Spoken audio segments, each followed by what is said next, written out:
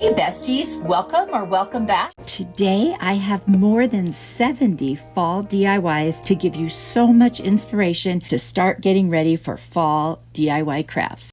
Pumpkin DIY hack. I'm going to take the smaller pumpkin that has the little layers on it and then the welcome pumpkin. And I'm going to use these beads I got on Amazon, and this is faux leather that burlapfabric.com sent me.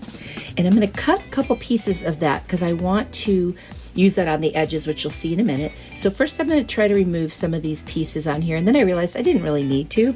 So instead I'm going to score and take off that stem of the pumpkin. And now I'm going to cut that faux leather, and I'm going to clip it to each side, and I'm going to trace on the back or cut on the back, and then I'll trace what's left that I can't get to so that I can cut that to fit. And then I'll just take that piece and I'll lay it over the other one, and I'll just duplicate it and cut that one out. And that's going to cover the part that is on either side of the ends of the pumpkin because the one I'm putting on top is smaller.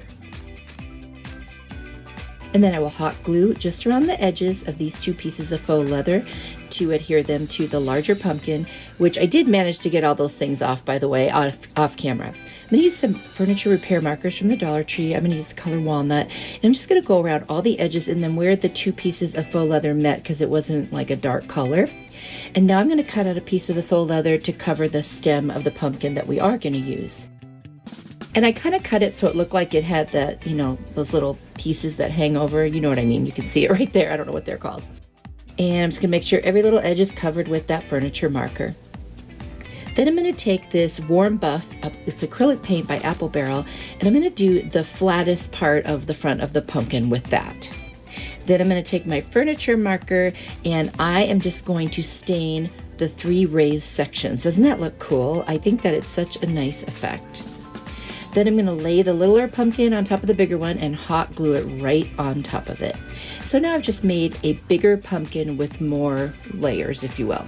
I'm going to thread some twine and stick on these different colors. I'm going to kind of create my own pattern with the different oranges in natural color. And I'm just going to make a hanger. I'm going to hot glue it to the back, and then I like to put masking tape over those pieces with some hot glue, and then it's really going to stick there forever. I've got these cute little leaves. I don't know what they're made out of. Kind of a paper, I guess, from Hobby Lobby. I got them last year on clearance. And then I've got this Hello Autumn words, which I believe I got at Dollar Tree, or I cut them off of another pumpkin, I think is what it was. I'm going to use the pumpkin color in Waverly to paint them, and then I'm just going to hot glue them right over the top.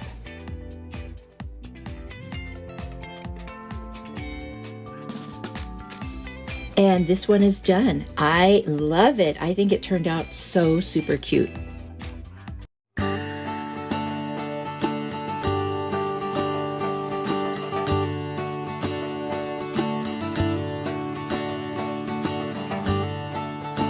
These bamboo rings from the Dollar Tree. I'm going to use 3 of the smaller ones for this one. I've got that brass napkin holder from Hobby Lobby, and I've got these tumbling tower blocks from the Dollar Tree. I've also got these pit berries from Hobby Lobby. They were all on sale. And then I have just a bunch of raffia that I bundled up. I'm going to take my pumpkin chalk paint by Waverly. I'm going to paint all 3 of these hoops and cover them completely. Then I'm going to take my Rust-Oleum linen white chalk paint, and I'm just going to kind of heavily dry brush. There you go, you can see, so the orange is peeking through. And then I'm going to paint the 2 tumbling tower blocks in the white. I just want to make sure that I get all the painting done and out of the way, and then I can clean that all up and move on to the rest. I don't know about you guys, but I make a mess. I'm going to take these little hoops, and I'm going to put one inside of each other, kind of perpendicular. And then I'm going to hot glue it. I'll slide it over a teeny bit and then put the hot glue and then slide it back. I'll do it to both sides. Then I'm going to take the third one at another angle in between them. I'm going to basically do the same thing and just slide them over and then put some hot glue and then slide it right on top of the hot glue on both sides. That way it'll stay in place and it won't move around. It's pretty firm even without the glue, but I didn't want to take any chances. Next, I'm going to take the 2 tower tumbling blocks. I'm going to hot glue them to the bottom, and the reason I'm doing that is it won't stand up without it. It still didn't stand up really well. I had to make some adjustments, but anyway, that's something you won't know until you're doing it, but it's an easy fix. Next, I'm going to hot glue that little brass napkin holder on top, kind of to the side a little bit. So you'll see I'm only putting the glue on 3 of the pieces on the top, because I want it to angle a little bit, and that's going to be our pumpkin stem. Then I'm going to take the pit berries, and I'm just going to wrap them around I'm gonna take a long piece and wrap one side around the finger and then go to the other side and wrap it around. And that way I'll just have one long piece and a little flat area for the middle. And I'm gonna hot glue that to the top, and that'll be the pumpkin's tendrils. I always think that's such a cute look. Then I trimmed my little raffia bundle, and I'm gonna hot glue it right below the stem. And then I cut up a bunch of the pieces of the raffia. I'm just gonna stick them right in that stem just to kind of fill it in. And then I've got this cute little kind of orangey ribbon. I'm gonna wrap it around some fingers and then take the end pieces and wrap them around the center and hot glue it and make a cute little bow that does not have tails. Just gonna hot glue that right in the middle of the raffia. I've got these teeny little sunflowers. I'm gonna put 3 of them on there. Actually 2 of them, and then I'm gonna put some other berries from another pick, which got some styrofoam ripped off. So I just used a little black marker to color that in. It's in the back, you probably won't see it. I've got this cute little votive glass container, and I'm putting some stickers. It's like double-sided stickers that I have. And I'm gonna put that on the bottom, and that way I can get it to sit, more permanently, if you will, in the middle of this kind of pumpkin votive. And I think this is so cute with the light on. It's just adorable. The only thing is I do want to put some leaves at the very bottom. I just think that kind of dresses it up and it covers the stand a little bit. And I really feel like that finishes this off. You'll have to let me know what you think. This one is my favorite, I think, of all of them, but you'll have to let me know which one is yours.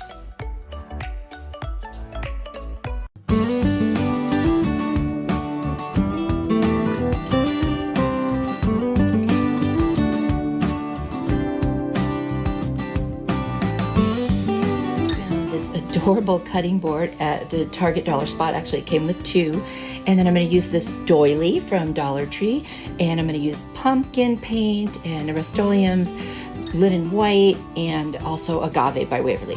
And I'm taking the Doily and I just kind of rubbed it against the edges of that where I just cut that piece out so I could have it shaped like that. And then I did another little one just for the other corner on the opposite side. I'm gonna paint the little one in the pumpkin color. After it dries, I'm gonna put some Mod Podge down, and then I'm gonna lay down that piece right on the cutting board. And I will put some Mod Podge right over the top of it just to seal it in there. I'm gonna dry it first with my heat tool from Amazon, which you can find in my Amazon store. And then I'm going to paint the other piece with the Agave Paint by Waverly, one of my all-time favorite colors. Dry it off, put some more Mod Podge on the cutting board, and lay that one down. And then I'm just going to cover that with Mod Podge like I did the other one. This is such a cute effect. It's like a fall cutting board. And I'm going to take some saran wrap, lay it over the top, and I'm going to grab my brayer. And I got that at Amazon too. And I'm just going to go over the top and make sure it's really flat. And this way I don't pull up that doily. I'm going to take a nail file from the Dollar Tree. I'm just going to, in a downward motion, go all around the edges, make sure they're nice and clean, and then I'm going to cover the whole thing again with some Mod Podge. Turned out really cute. I'm going to use some like cattails that I got at the Dollar Tree, and then cut off those little like leaf pieces also. And I'm going to take some rope that I got at Walmart, and I'm going to hot glue the first of it to the back, and then I'm going to take the little pieces of the cattails and kind of that long grass and then the leaf pieces, and I'm just going to attach them slightly at an angle, and I'm just going to keep wrapping the rope around until it covers up the stems, and then I'm just going to cut the last little half of that on the back and hot glue it. I just think this turned out so cute. It was super easy too. You could definitely make this. You could do any cutting board you want. This was just such a cute little one. I loved it. You have to tell me what you think. Hula Skirt DIY. I'm going to take one of the Hula Skirts, and then I've got this pumpkin form, and you can get that at Dollar Tree or Hobby Lobby. And then I've got some burlap that I've acquired at different places, and then these 2 bows came from the Dollar Tree. This pit berry garland came from Hobby Lobby, and then I had some little pine cones. I'm going to take the orange burlap, and I'm just going to kind of weave it in and out on the pumpkin spine, and then I'm going to hot glue it. Now I'm not going to use like zip ties or chenille stems for this one, because it's not like your typical like poofy kind of wreath. So I'm just going to hot glue it to the sides and the bottom, and I'm going to go all the way around the pumpkin until I get to enough where I can cover the bottom row, and then I will also hot glue the pieces to those spines up above and below, because I just want to make sure everything is touching, and then I'll trim off the excess and glue down the rest of that. And that's the first row, and there's the second row. I did the exact same thing, but the third row in the middle I just put right over the top, and you'll see why it's okay that I did that. And I do add some hot glue underneath to hold it firm. So here's my hula skirt, and I just pulled off 3 of the pieces that were like attached to that waistband, if you will, and I'm going to braid them. And then I'll tie a knot at the end. And I'm going to do that a bunch of times so that I have enough to go all the way around the pumpkin and on each of the spines. And I'm just going to hot glue that down against the spines. Super, super easy.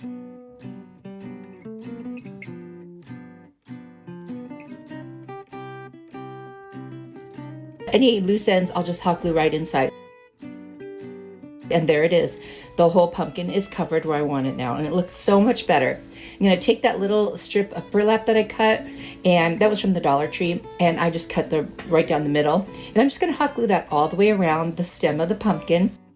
And when I get to the center, I'll kind of fold it in a little bit so that you can still see the hula skirt that I braided around. And there's the back.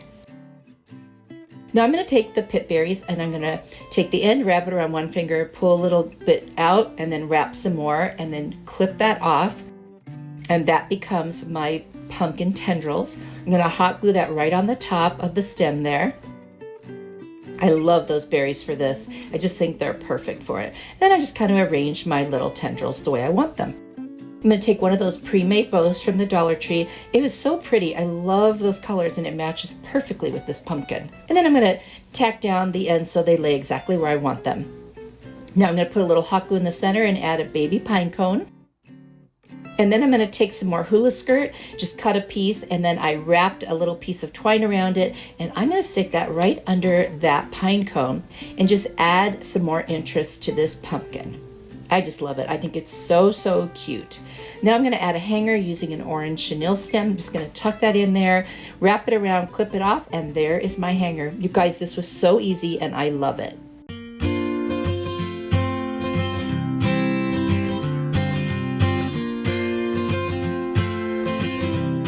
This apple sign from the Dollar Tree. I'm actually going to use 2, and then these 2 crates that I used in a previous DIY, but I took it apart and use it again. I removed the paper, and now I'm going to use my Rust-Oleum linen white chalk paint. I'm going to paint 1 coat over the front of the apple. Then I'm going to take my lacquer color chalk paint by Waverly, and I'm going to just paint it, but not like solid. I don't mind if you see the paint strokes because I want to give it a sense of texture.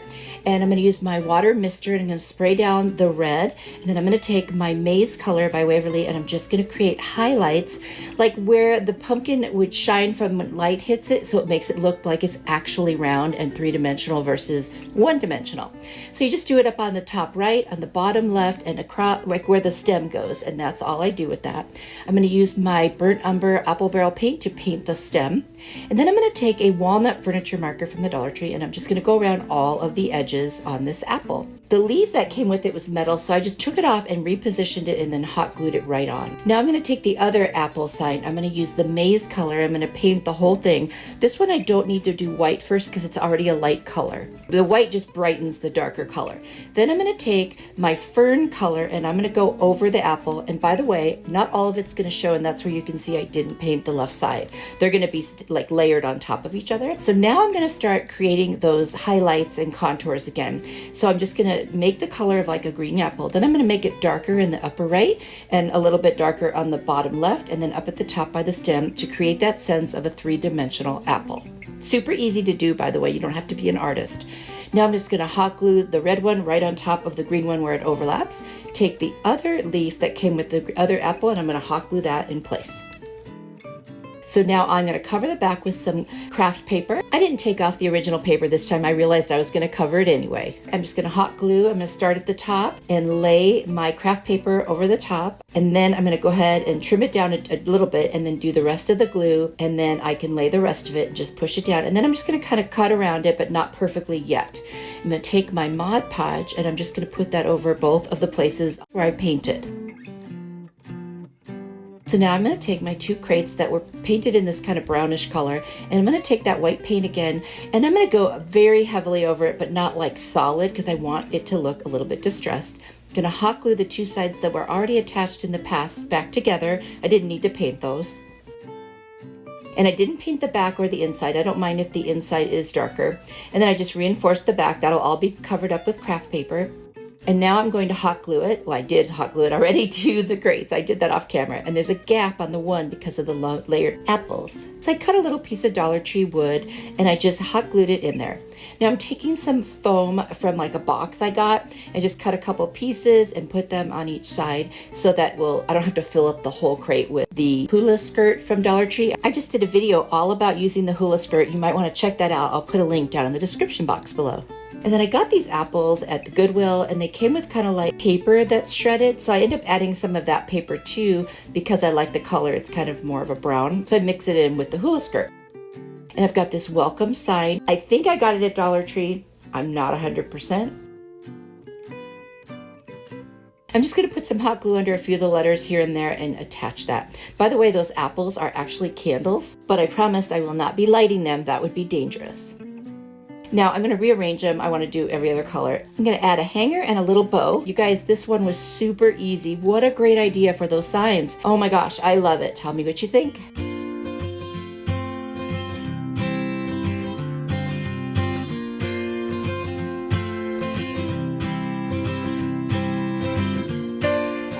Shower rings from the bathroom section, a mirror, and a wreath form. And this wreath form comes out of the packet of 3 from the Dollar Tree. I'm going to spray paint them all linen white with my Rust-Oleum chalk paint outside. Then I'm going to take some zip ties and I'm going to attach each of the shower rings at the point where they come apart to each of those flat areas around the mirror. And then I'll use my white paint to touch that up and paint over the zip ties. Then I'm going to take some fish line that I ordered on Amazon and I'm going to cut a piece and put it around the other end that attaches to the wreath form. I just want to make sure every point is attached. All of the pieces are assembled. I have some ticking stripe ribbon from the Dollar Tree. I'm going to cut little pieces and I'm going to cover where the zip ties and the fishing line are.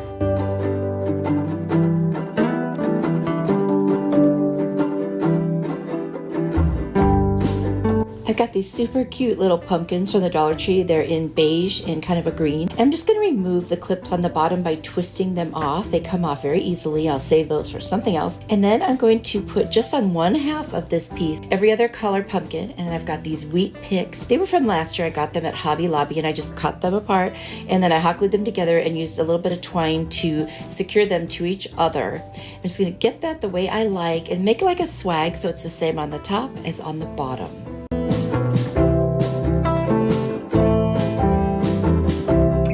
Once I like the way that looks, I'm going to wrap a bunch of that twine around, hot glue it, and then I'll be able to attach that to this piece. But first I'm going to put those pumpkins on with hot glue, then turn it over and secure them even more on the bottom. And then I can take some more of the ticking stripe ribbon and I'll put that underneath this piece and wrap it around the little wheat swag and hot glue it down so that way that is nice and secure as well. I'm going to use that same ticking stripe ribbon and I'm just going to make a simple shoelace bow. I'll hot glue that bow down to the center of the swag and I will dovetail the two ends. I've got a couple cute little mini pine cones from the Dollar Tree. I will attach those in the center of the bow. And then I've got some berries off of a pick and I'm going to add those right in the center. I think this came out so cute. I'm going to distress it with a little bit of the cashew colored chalk paint by Waverly. And that's it. Gotta tell me what you think.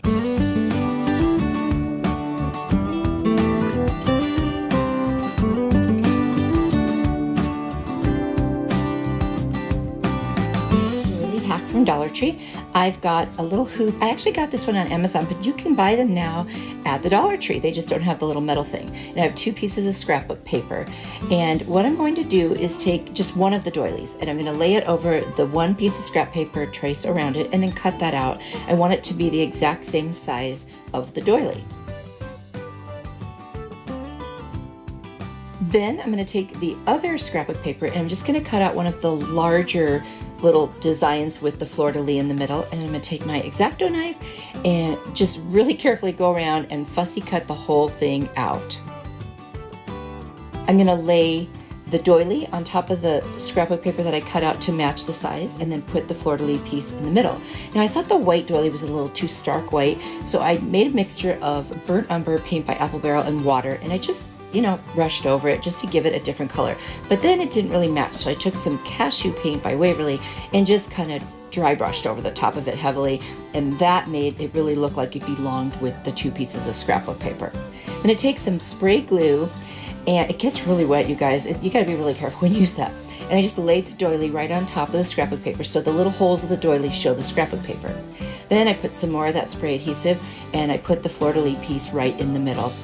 And it's funny because it actually looks like a piece of tile now. I'm going to take some saran wrap and my brayer and just go over the whole thing and make sure that it is really adhered. I'm going to take some Mod Podge and go over the whole thing. And I was hoping this would make it feel more stiff, but it really didn't. So then I'm going to take the agave paint by Waverly. I'm going to paint both of the hoops. I love that color. And because I don't think that it was sturdy enough, I used that little chopping board from the Dollar Tree and some tacky glue. And I just glued my pieces right on top of the cutting board piece. And I'm going to, use the brayer to make sure it's laying really flat and makes perfect contact. Then I will just cut it out, and that way it'll stay nice and stiff now with the cutting board on the back. So I thought I could put it on top and then put the middle little hoop inside. Well, that didn't work. So I just put the hoop back in, tightened up the screw, and then I decided I would just glue the hoops right on top and kind of give the illusion if it was as though it were in the hoops. But I still think it's so cute. I love it. Then I did want to add a little greenery. So I'm just going to first take my X-Acto knife, cut off any little pieces that were sticking out around the side, and then take the cattails and these aster flowers from the Dollar Tree. I like to break them apart. That way I can place them exactly where I want them. And I'm just going to put them, kind of like everything I do on one side, I'm going to do on the other. And that creates a nice little area in the center where I can put the flower. And I just think it's really pretty. And it kind of covers up the metal piece there, but you can still hang it with that, which I love. And there it is, all finished. I think this is so cute, and I love that agave. What an easy thing to make. It's a great hack for a doily. It just creates a really cool texture. This Dollar Tree doily hack, I'm going to take 2 doilies, and I'm going to take the sign from Dollar General. And then I got this burlap at a thrift store when I was visiting Jackie from Blessed Beyond Measure. $4 for that whole thing. That's amazing. I'm going to use some of those fall florals as well. I've got this amazing tool from Amazon. It is in my Amazon store that pulls staples out. Like, look how easy this is happening. You couldn't get these things out if you tried any other way, I swear. And then I took off what I thought was a canvas, and then watch this, it's paper. Okay, that is the cheapest sign ever. Anyway, I did go back and put some staples in the corners because I was afraid this would fall apart. I'm going to take my cashew colored chalk paint by Waverly. I'm just going to paint the whole entire frame, just in case you can see it through the burlap. I cut a piece of that burlap, and I'm going to trim it down even further because what I'm going to do is fold it over the sides and then staple it down, and also use some hot glue. I'm going to do all 4 of the corners first. I'm not sure if this is the best way, but it worked. And then I'm going to use a little bit of hot glue and kind of tack down the sides. That's like, I'm almost wrapping it like a present would be. And then I'm going to use some more hot glue, and then I'm going to start stapling the piece right onto the back there. And I do that with all 4 sides. Now that that's done, I'm going to take my 2 doilies. I'm going to keep them doubled up. And I want the scallop side to be up on top. So I just folded it in half, and I'm going to hot glue the 2 sides, and then the very bottom, I'm also going to hot glue that. And that creates a little pocket. And once I have it completely attached, I'm going to start playing with my florals, the aster flowers, and the cattails from the Dollar Tree. I'm not liking that it's so white for a fall piece with the burlap. So first thing I'm going to do is I want to make it look like a little envelope. So I folded down one of those pieces, and I'm going to use my burnt umber paint by Apple Barrel, and I'm just going to outline the parts that make it look like an envelope. But then it was still too white, so I did a mixture of water and burnt umber, and I just kind of distressed it, and then I cut off that other piece because it just didn't look right if it was going to be an envelope. And there it is, and I just think it's super cute. Would you believe my husband wants this one? You know, he loves those really rustic ones, but I think it's really cute, and it's perfect for fall. For this Dollar Tree doily hack, I'm going to take the small doily and this little candle holder that I got at the Dollar Tree. I'm going to use my heat tool to remove the tag. It was stubborn, by the way. And then I'm just going to separate one of the little doilies. And I decided that what I'll do is fold it in half and then in half the other way to figure out the exact center. And that way I can sit down my candle holder right, or put the doily, I should say, right over the back of it and make it centered. And so I added some Mod Podge on there. And then you're gonna laugh because after all of that, I still didn't center it. Oh well. So, you know, I guess it doesn't really matter, but it is kind of funny after I went to all that trouble and I didn't center it. I'm going to make little cuts at each of the scallop pieces so that it's easy to Mod Podge the pieces against the bottom of the little candle holder. I'm just going to do each piece individually, and there it is, all done. And I just wanted to create texture, so that's why I did this. So now I'm going to add Mod Podge to the rest of it because I think it would look funny that there wasn't Mod Podge on the rest of it. I use my heat tool to dry it, and I'm using a little turntable thing, which makes it so easy to do things that you have to go around. I'm going to use the agave chalk paint from Waverly. I'm going to paint the entire container, and then I'm going to take my linen white Rust-Oleum chalk paint and I'm going to dry brush over the doily. And I'm just doing it, like I said, for the texture and to bring it out. And I'm just putting a little bit on my brush, wiping most of it off, and then I even go back with a wet towel and wipe off some more. And then I'm going to put a little bit of that white just around the rim. I just think that's super pretty. I'm going to seal the whole thing with the one coat polyurethane. And there it is. I'm going to use some cattails and some aster flowers from the Dollar Tree, or Wreath they call it. And I'm also going to use some foam that I got from some packages. I always save it. And then I'm just going to stick that inside the container, cut individual pieces of the florals, and I'm just going to stick them right in there. But it wasn't really full enough, so I have this little faux greenery thing I got at IKEA. And although I could have kept it just as it was, I decided to use it to cut little pieces off of it because it was so economical. So there it is, and I'm going to show you what the name of it is since they have funny names for things. And I'm just going to cut some pieces of this, and I'm going to fill in the rest of the gaps, and that really does it. Kind of gives you that thriller, filler, and spiller effect, which I've been told is the best way to make a floral arrangement. I'm going to hot glue the foam right down, and there it is. I just think it's so cute, and I love that agave color, and I have a few other pieces I've made that have the agave with a little bit of the white on it, so it's just going to mix really well with my decor. I hope you like it. Dollar Tree wood pumpkin hack. I'm going to take my Kills primer and then also some white chalk paint from Folk Art, and I've also got these half beads that I ordered on Amazon, and you can find them in my Amazon store. I'm going to figure out how many I need, and then I'm going to use some wood glue, and I'm just going to glue them right on individually. I just want them to be very secure. I am going to take the primer paint and I'm just going to go all around those beads and then cover the whole thing. I just want to give it a nice kind of white color as a base. I'm going to cut up some book pages into just random shapes, and I'm going to start Mod Podging them. I'm actually using this little glue adhesive from the Dollar Tree, but you can use Mod Podge, you can use glue for this part. It doesn't really matter. The top part, you're going to want to use the Mod Podge. And I'm just going to cover the entire thing. I just think it looks so cool. I love using book pages. I've got this leaf cut out from, I believe it was Hobby Lobby on clearance, and I'm just going to paint it with that white paint. I'm going to use a little bit of hot glue and put some white twine on it to show the veins of the leaf.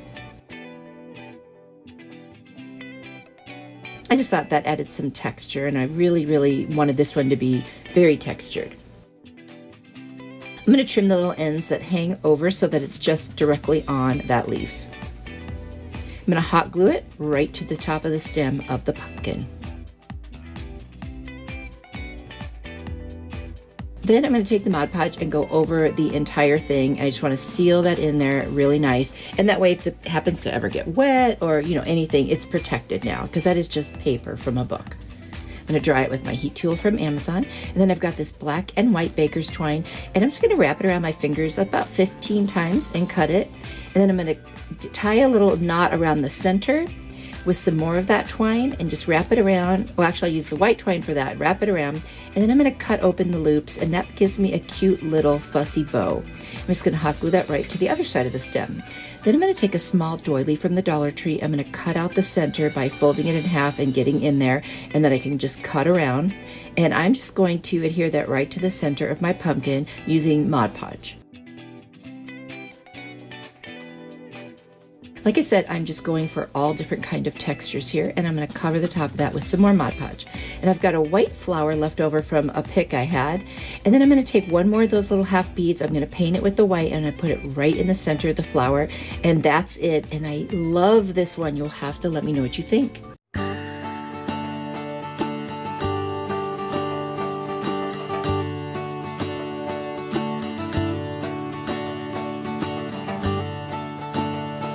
This Dollar Tree pumpkin hack, I'm going to take one of those pumpkins with the 3 raised pieces on it and my color agave from Waverly, my favorite color. I'm going to paint the whole thing in the agave. At first I was just going to paint the bottom sections, not the raised part.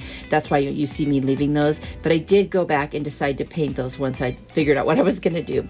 Got some burlap here, and I'm just going to glue it to the top because I want the stem to look, not agave, but more like a stem. So I'm just kind of trimming it so that it will fit right on the top there. And I'm just going to use some Mod Podge to attach that.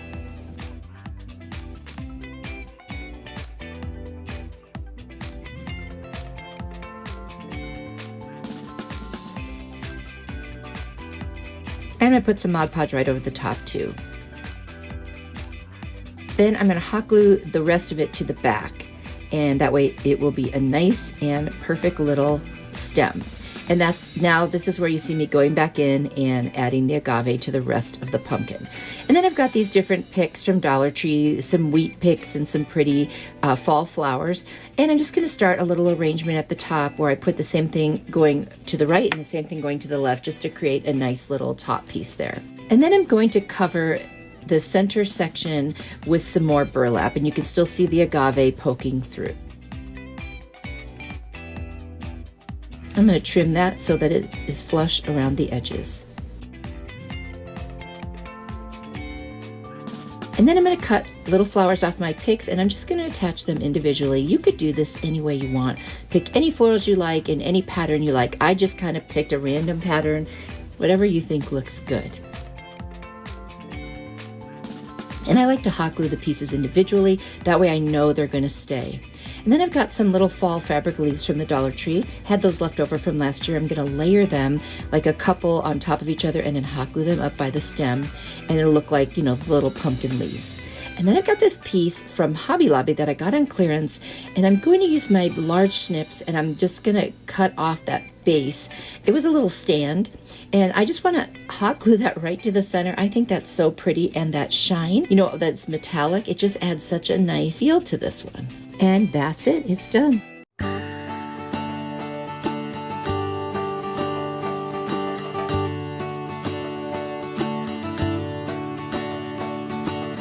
Dollar Tree pumpkin hack, I'm going to use the pumpkin with the 3 raised pieces on it. This one is so cute. I just thought it would be so fun.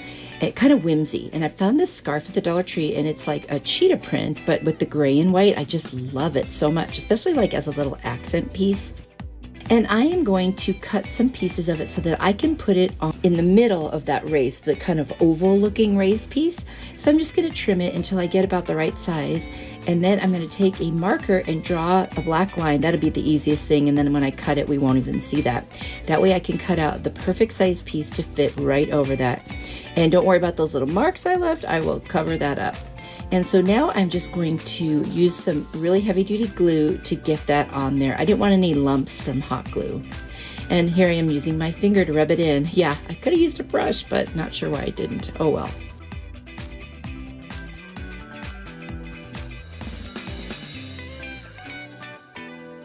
And now I want to get that little raffia bow off, so I just use my heat tool. And now I'm just extra trimming around the edges to make sure there's no fuzz. Those kind of flannel scarves are a little fuzzy. I'm going to use an ink chalk paint by Waverly and paint around the edges and in between the raised pieces.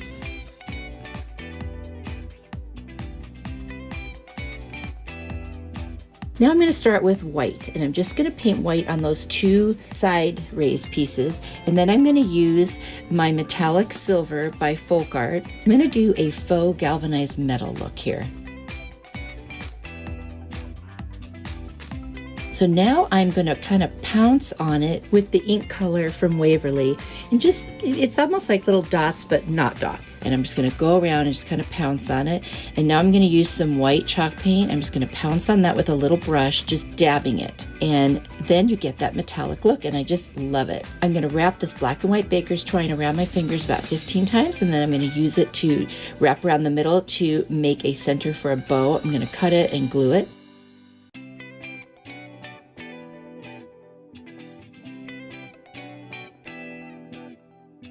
I'm gonna fluff it up.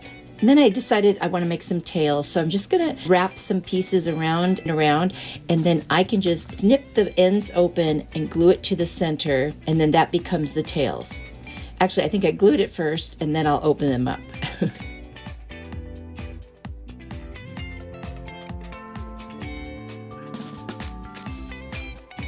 Yep, there I go. I'm gonna open them up and bring them down so they look like little tails. It's just so cute. This is a really fun pumpkin. It's not a specific style. It's just kind of whimsy, like I said earlier, and just for fun. It would be a fun little accent piece for your home, no matter what your style is. I just love it. And let me know down in the comments if you like animal print at all.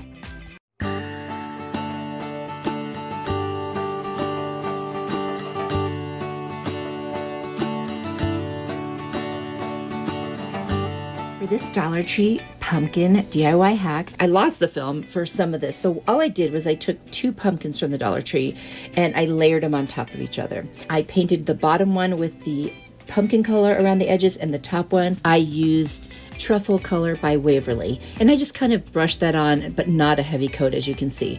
And then I've got this adorable napkin, and I think I got it at the Dollar Tree.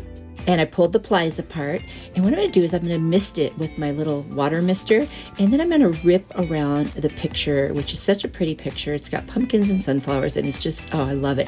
This is going to be a very rustic looking pumpkin. And so I'm just going to rip all the way around those edges, and just that way when I Mod Podge it on, it's just going to look so nice. So I'm going to use this premium decoupage. Got it at, I want to say Michael's maybe, and it's just like Mod Podge though. So I'm going to put that on and kind of spread it around with my fingers a little, and then I'm going to brush away from the center out so that I don't do anything to those edges. I want to keep them just the way they are, and then I'll go over the entire thing with the Mod Podge.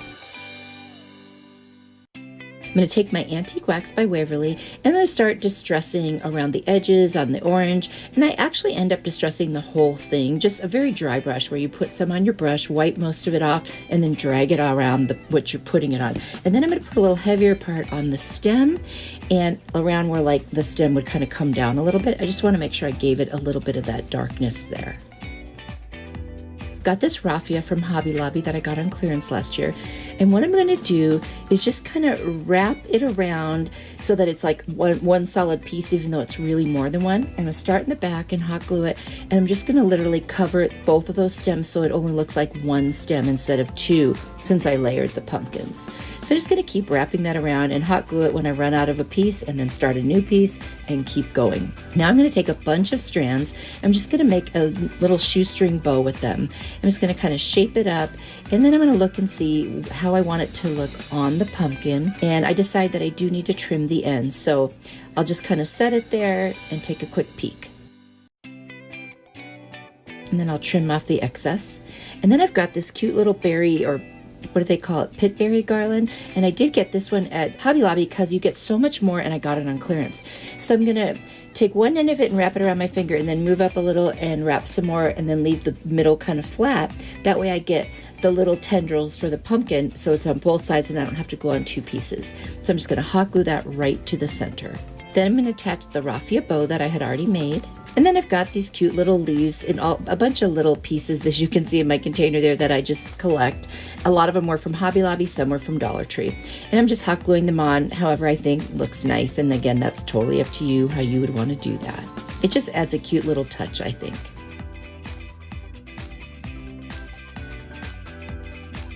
And that's it. This one's done.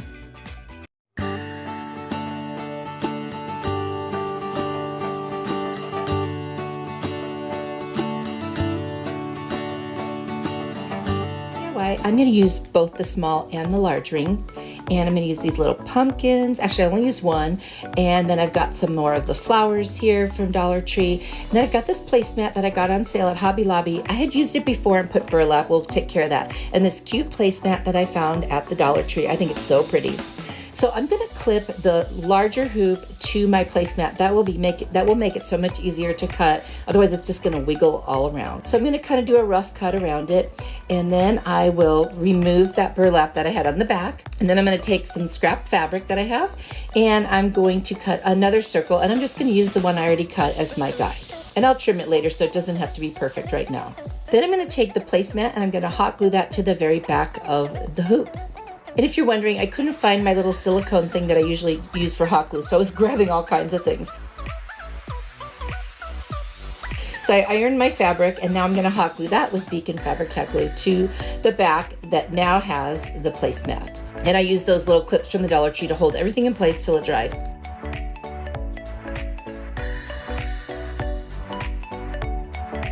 Now I'm going to take the smaller hoop, and I'm going to just put it on the placemat and just cut around this one part, not where the words are, but where a little bit of the picture is. And then I love the buffalo check. Isn't that a gorgeous color?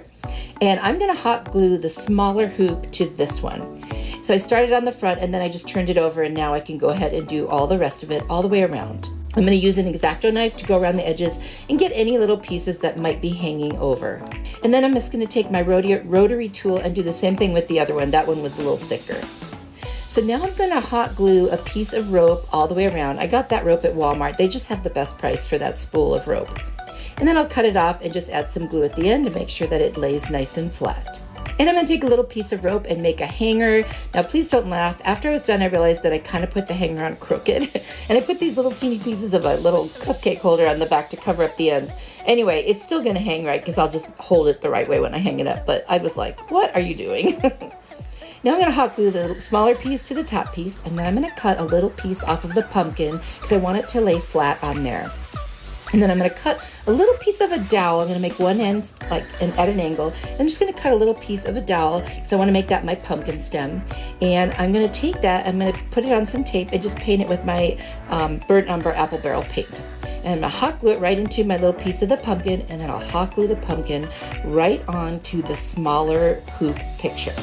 And then I'm going to put a bunch of these little flowers on there. They're just from a random pick from the Dollar Tree. And once I get those on there, I'm going to take one of those larger flowers. I'm going to take it apart, and I'm going to attach the leaf first and then the flowers. That way I can put it exactly the way I want it. And then I've got this little thankful word in this pretty brass color, and I'm going to end up attaching that as well. But we'll get the flower on there first, and I will hot glue the little edges of the flower so it lays right. And now I just have to put glue in 2 places to make this little sign stay. And this is so cute, you guys. I love it.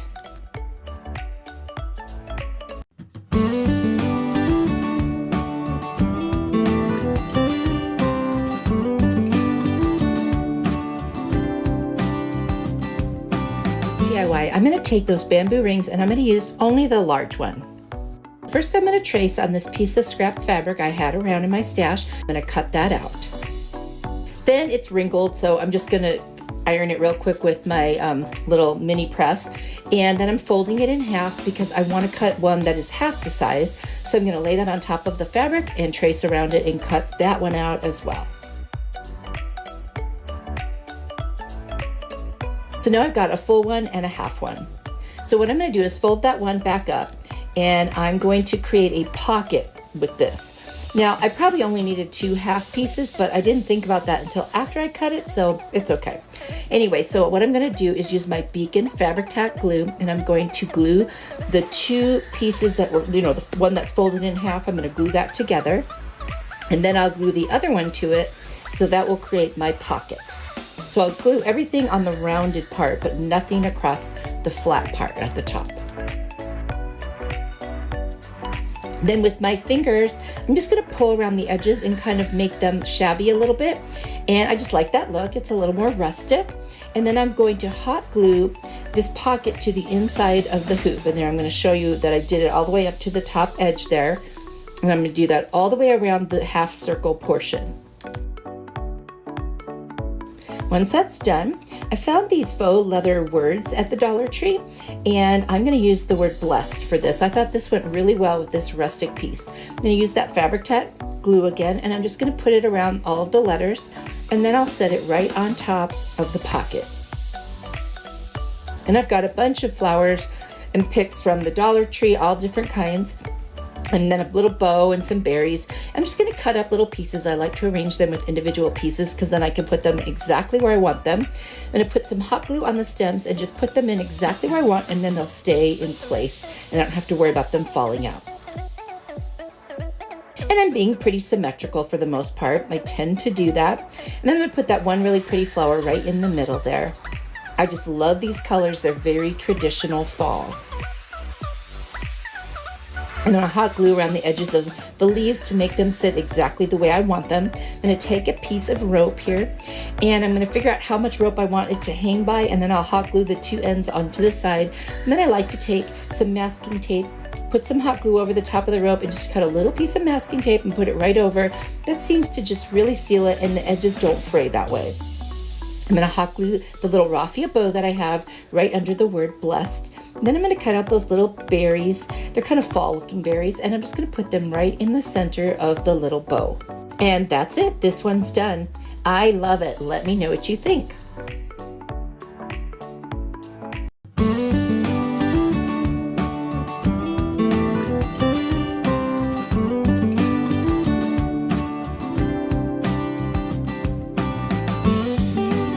I'm just going to use the large hoop of the two, and I'm going to use a bunch of these little pumpkins. I think I got these at Hobby Lobby last year on clearance. And what I'm going to do first of all is I'm going to put my hanger on now so I don't forget later. I'm just going to cut a small piece of rope, and I'm just going to hot glue it to the back. I'm not going to make a large hanger on this one, just enough to hang it with a nail.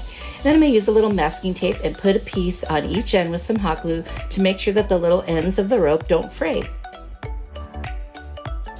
Now I'm going to take a little utility knife, and I'm going to cut a groove in the back of the pumpkin, and you'll see I'm just going to go 2 rows, like one cut down and then another one right next to it, and then on each end I'll cut a little bit, and then I'm going to rip that piece out because that piece is going to actually sit over the hoop, and I'm going to hot glue it there, and that way it will be very secure on the hoop. You can see about how much I cut out there, and then you see how it fits nicely on the hoop. And so I'm going to now put some hot glue inside that pumpkin first.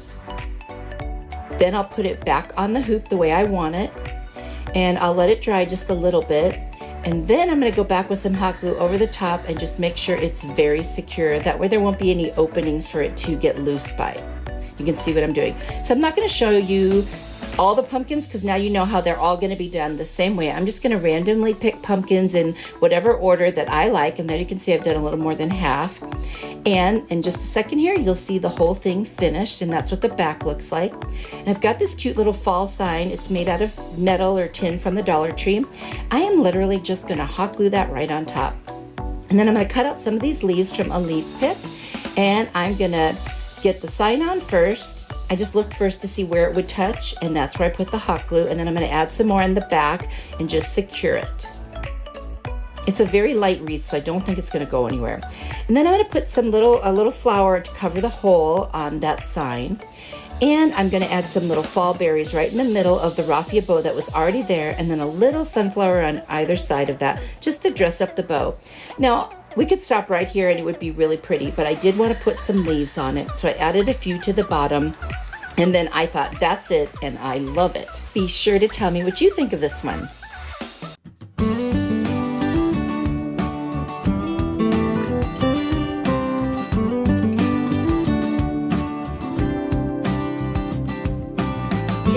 I am going to use just the small ring of the 2 bamboo rings.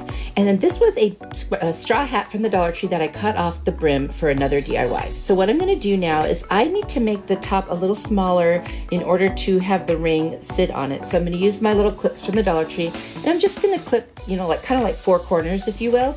And now you see how I can kind of sit it in the smaller ring, and I'll be able to maneuver it so I can pull that ring up about 2 rows from the top if you want to count those little pieces of the straw hat as rings. And that's where I'm going to hot glue it. So you see it's like the second one. I'm going to go around and just use my little clips as I glue it. I'll put a clip on it and let it dry, and then I can hold it in place and nothing will slide. And I'll just do that eventually all around, and I will have 2 little pleats in there. Actually 3 pleats.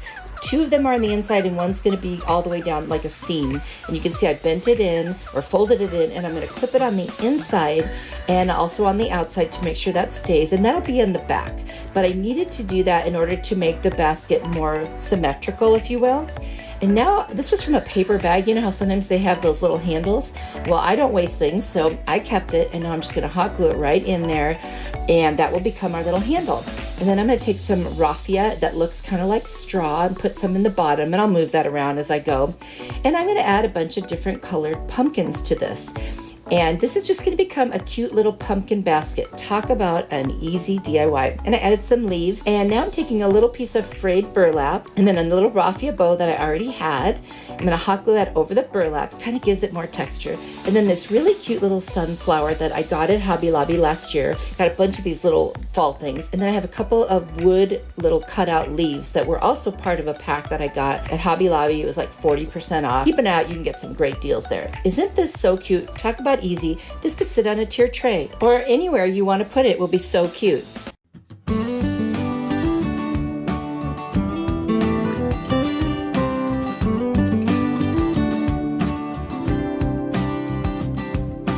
Hoop DIY is a 3-part. So this is part 1 and this is the vase portion. So I've got that glass vase from the Dollar Tree, and I'm going to take my hula skirt. I'm just going to cut a piece and kind of double and triple it up and see how much I need to go around the rim and how much I need to go from the piece at the rim down to the bottom. And now what I'm doing here is I'm going to do a lark's head knot. I'm going to show you in slow motion. I take the piece I'm going to attach it to and I put that horizontal. Then I put the loop side underneath. I stick my fingers in between, as you see here, and then I grab the lower portion of it and I pull it through.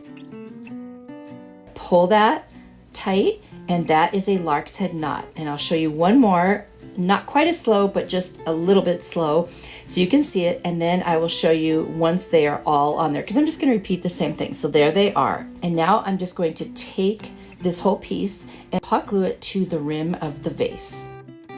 And then I'm just going to move around the little pieces with the lark's head knot and kind of distribute them as evenly as I can around the vase. This reminds me of a Chianti bottle. So now I'm going to take one from one knot and one from the knot next to it, if you can see that. And I'm just going to tie another knot and hot glue it down where the widest portion of this particular vase is. You could do this anywhere or any way that you want, or as many times as you want. And I'm just going to keep going around and hot gluing. You see how I've gone all the way around? And I always take one piece from one knot and one piece from the knot next to it. Now I'm going to turn it over and I'm going to make another knot at the bottom, and then I will hot glue that to the base down at the bottom, but just before it is where it sits on something, because I don't want it to be lopsided and kind of like wobbly. And there they all are, and I trim them. Then I'm going to take another piece of the hula skirt, I'm going to twist it, and I'm going to start hot gluing it to each of those little knots, and that's going to be the bottom or my base. And that kind of finishes it off. And now on to part 2 of this DIY. This Dollar Tree hula skirt DIY. I'm going to take some skewers and the hula skirt, and I'm going to make some leaves. So I'm going to cut off about as much as I want to fill up that skewer stick, and I'm going to do lark's head knots again, which you have already seen. So just going to fold it in half, put the loop under the stick, and pull the other pieces through. And I'm just going to do that all the way down to the line I drew for myself to know how big I want this leaf to be. And I'm not going to pull them super tight just yet, but I am going to hot glue the first one to the top so it doesn't fall off the top there. Now I'm just going to continue making all of the different pieces or the lark's head knots on there. Once I have all of the ones that I need on there, they're all going to be on one side, but what I want to do is take every other one and flip it to the other side. Now I could have done this as I was going, but I didn't want them to get messed up as I was pulling the pieces through, so it's just easier to do it after. And now I'm going to scoot them up real tight. I'm going to cut off the excess. And then I'm just going to kind of brush it out with my fingers. I'm going to take some Mod Podge and I'm going to spray it a little first with my water mister bottle. I just don't want it to be too heavy of a coat. I'm just going to cover the whole thing with Mod Podge. Then I'm going to take some parchment paper. I'm going to lay a piece over the top. And I'm just going to take my little iron and just go over that. I want to stiffen this up faster. And then just carefully remove my parchment paper. So I've already cut one leaf out based on this little leaf I have from the Dollar Tree. Now I'm going to cut this one out like a little maple leaf. And I just kind of drew the pencil on there where I want to make my cuts. And I'm just going to use scissors and cut it out. It doesn't have to be perfect. This is just kind of a cute little thing. And it just got that kind of farmhouse boho feel to it. But it's going to be very fall. So there are my two leaves. Now what I'm going to do is take some pumpkin and some maize chalk paint by Waverly. The first leaf I'm just going to do in the pumpkin, but I'm going to water it down first by spraying some water on it with my mister. And I'll do both sides of them. And then I'm going to take the maize and I'm going to do half of this leaf. And then I'm going to do a little bit of the other side, and then I'm going to use that pumpkin color and kind of blend it in so it looks like it's a leaf in the midst of changing colors. And I just love this look, and I think these are going to be so cute in this project. Now I'm going to add some more Hula Skirt. Just going to wrap it around the rest of the skewer stick by using a little bit of Mod Podge and just wrap it around, cut it off at the end, and secure it. And I'm going to do that to both of the leaves. Part 3 of this Dollar Tree Hula Skirt project. What I'm going to do is I'm going to take a doubled up piece of the Hula Skirt, and I'm just going to make a loop and then pinch it in the middle and use some twine to tie that off. And I'm going to do 4 of these. I'm going to trim off the twine, and these are going to be petals of a sunflower. So what I'm going to do is put some hot glue in the center and then take the second piece and put it perpendicular. Then I'll put the next piece at an angle and the last piece at the final angle that fills in the flower. And then what I'm going to do is take my mister and I'm just going to spray both sides of this flower, and I'm going to use the maize color by Waverly and just very lightly brush both sides to give it a slight yellow look. I'm going to go through my button stash, and I found this cute button that has a flower in the center, and I'm going to cut out a little piece of natural burlap, and I'm going to put that on the back side just to cover the knots that I made. Then I'll turn it over, and I'm going to take some orange burlap. I'm going to hot glue the button right onto it, and then I'll just cut it out with a little border of the orange showing. And then I will hot glue that right to the center, and that makes my adorable sunflower. This was so easy and cute. I'm going to take a skewer stick and I'm just going to stab it in to where I attach the burlap with some hot glue, and then I'm just going to wrap some more of the Hula Skirt around the entire stem and glue it at the end, and that's it. And now you're going to get to see the whole project with all 3 parts coming together. This is one of my favorites. You'll have to let me know what you think. I absolutely love this one, and I hope you do too.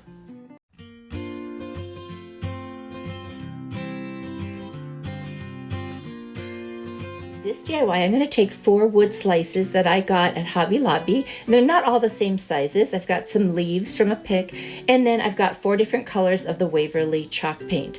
There's lacquer, maize, fern, and moss. Now what I'm doing is the first one I'm going to paint red right up to that very edge where you see the bark from the tree, and I did 3 of them that way. And then for the last one, I'm going to take both the fern, I think actually I did the moss color and then the maize on this one. And I'm going to use my mister, I'm going to spray it, and I'm going to create some of those highlights and make it more look like a green apple that has a little bit of the yellow highlights on it. I'm going to do what I did to the bigger apples, but on a much smaller scale and not quite as dramatic.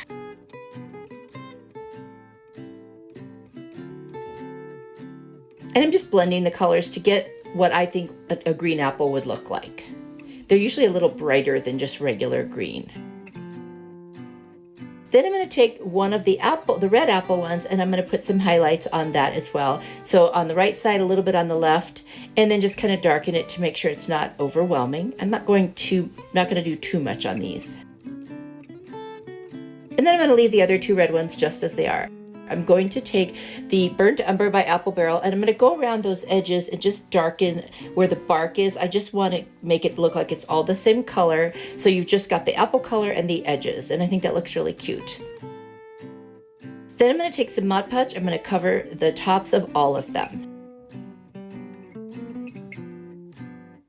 Once that dries, I need to cut my little leaves. I'm going to put 2 leaves on each apple, but I need a place to stick them. And then I've got some little sticks to make stems. So I'm going to get out my drill and very carefully with my smallest little drill bit, I'm going to drill a very small hole into the top of each apple so I have a place to stick the stem and the little leaves, and I will hot glue them to each of the 4 apples. And the reason I had a couple smaller ones is if you have smaller cups or bottles or whatever, they don't have to be huge to cover the bottom of whatever you're setting on it. And I thought it looked cuter that they were different shapes.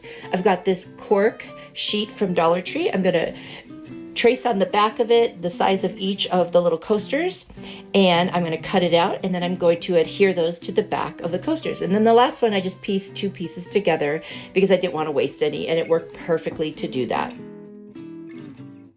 When you put the cork on the back, that's a perfect solution for creating coasters. And then I'm going to trim around the edges with my rotary cutter just to get off any little pieces of cork that might have, hung over. You guys, I love it. This is so cute. I'm going to take some buffalo check or gingham fabric that I found at a thrift store. I'm just going to rip off a strip. If you just cut one little piece and then start to rip, it'll rip right off. And then I'm going to tie it around the 4 coasters and make a little bow. And that's how they can sit when you're not using them. I'm going to put a little dovetail on these just by folding it in half, cutting towards the top, and then I'm just going to make my bow. You guys, I love this one. It's just so cute. And somebody requested that I do some apple DIYs. And I hope you guys like this one because I really like it.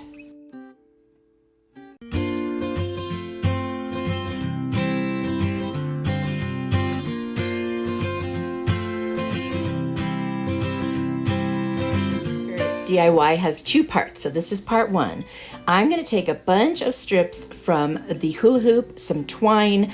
I cut up some of the orange burlap into strips, and what I will do is just figure out how long I want this to be. It's going to be a messy bow, and it's going to go with the next project. So we're going ahead and just cut all these pieces so we have all of the elements of this that we want. I also added in a little bit of some raffia that had a kind of a yellow color to it because I thought that would look really nice as well. I'm going to alternate with the different elements that I'm using and just start stacking them on top of each other. Just like you would if you were using ribbon and making a messy bow, you would alternate the colors. I'm going to bunch them all together, take a piece of twine and tie it around the center and make a knot. Once I have that done, I will trim the edges to make them look just a little bit neater. I still want it to be messy, but not scraggly. That is it. I'm going to use this in the next project. For the second part of this hula skirt DIY, I got this little wood oval. I think it was from Family Dollar. They also own Dollar Tree. And I'm just going to sand it down after I remove the staple in the back. And I'm going to paint it with my Rust-Oleum chalk paint in the linen white color. And then I'm going to dry it off with my heat tool from Amazon. I'm going to use the pumpkin color from Waverly and the burnt umber acrylic paint from Apple Barrel. Now I'm going to water it down with my mister first, so that way when I put on the paint, it will be very thin and I can use it to create texture. So I'm trying to go a little darker around the edges. I'm just doing like kind of a C on the left side and a backward C on the other side, the way I'm kind of using the brush. And then I'm going to go darker around the edges. And I just want to create a textured pumpkin kind of a look.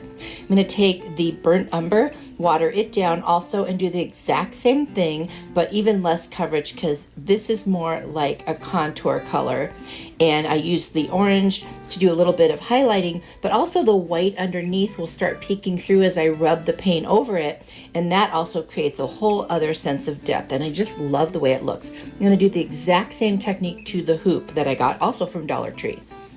I put a little piece of twine on the back and some tape with hot glue for a hanger. And then I cut a cork, just cut it diagonally on the edge. I'm going to hot glue it right on the top of the hoop because I want it to look like the pumpkin stem. I'm going to add some extra hot glue just to secure that. I'm going to use a skewer from the Dollar Tree, and I'm going to take the pointy side, I'm going to stick it right into the glue right where the stem of the pumpkin is, and then I'll set the oval underneath. But first I'm going to attach the bottom of it to the very bottom of the hoop. I'm going to tie a little bit of the hula skirt around that, hot glue it, and then I'm going to take my clippers and just snip off that piece, and I'll sand it down and make sure it's not pointy.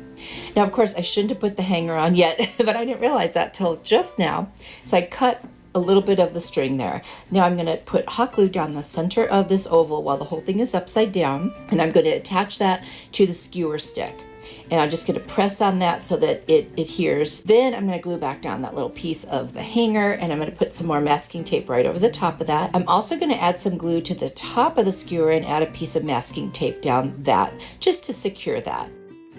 And now our little pumpkin is done. I'm just going to cut off that last little piece of masking tape, and there is the messy bow, and I'm going to hot glue that right to the center. I'm going to take the piece of twine that I tied around the center, I'm going to wrap it around and secure it, and then I'm going to add a little raffia bow. You could do the same thing with the hula skirt, by the way, and then a cute little burgundy flower, and that's it. And I love this one. I would love to hear what you think down in the comments.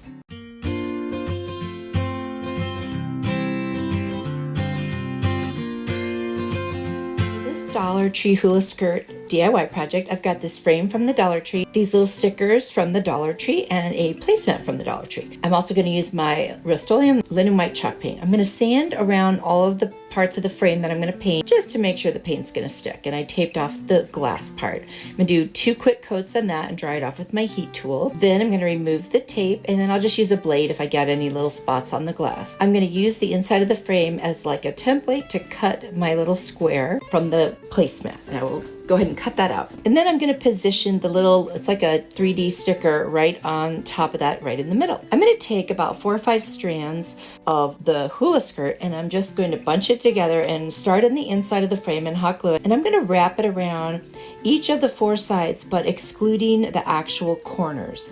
And I'm just going to create a really cool kind of boho farmhouse look with this, but I also think it's very fall, and I think it could be changed up to kind of look like you would want it for any season. And that's one of the things I love about this piece. It's so easy and it's versatile. So I'm literally going to wrap around that side, and when I get to the end of the side, I will just hot glue the little pieces of the hula skirt back inside the back of the picture frame, and I will do that on all 4 sides, again excluding the corners.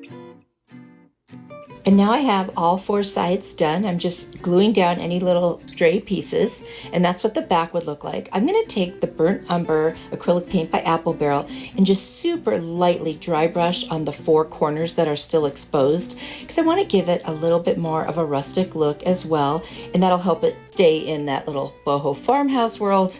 And now I'm just going to glue the glass back on in the 4 corners using the hot glue, and then I will take my piece that has the little sticker on it, and I will glue that to the backing of the frame from the inside, and then I will hot glue the frame back on, and that's it. It could not be any easier. You could put a bow, you could add leaves, whatever you want, and I just love how it turned out.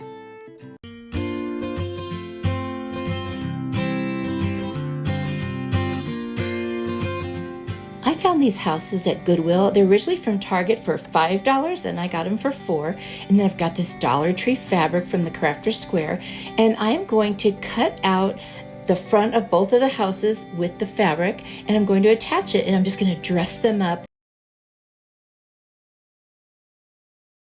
I'm going to use my Beacon Fabric Tack glue to glue the house right onto the fabric. I'm just going to pick the area that I want to use, and then I'll trim around the edges with my scissors. Super easy.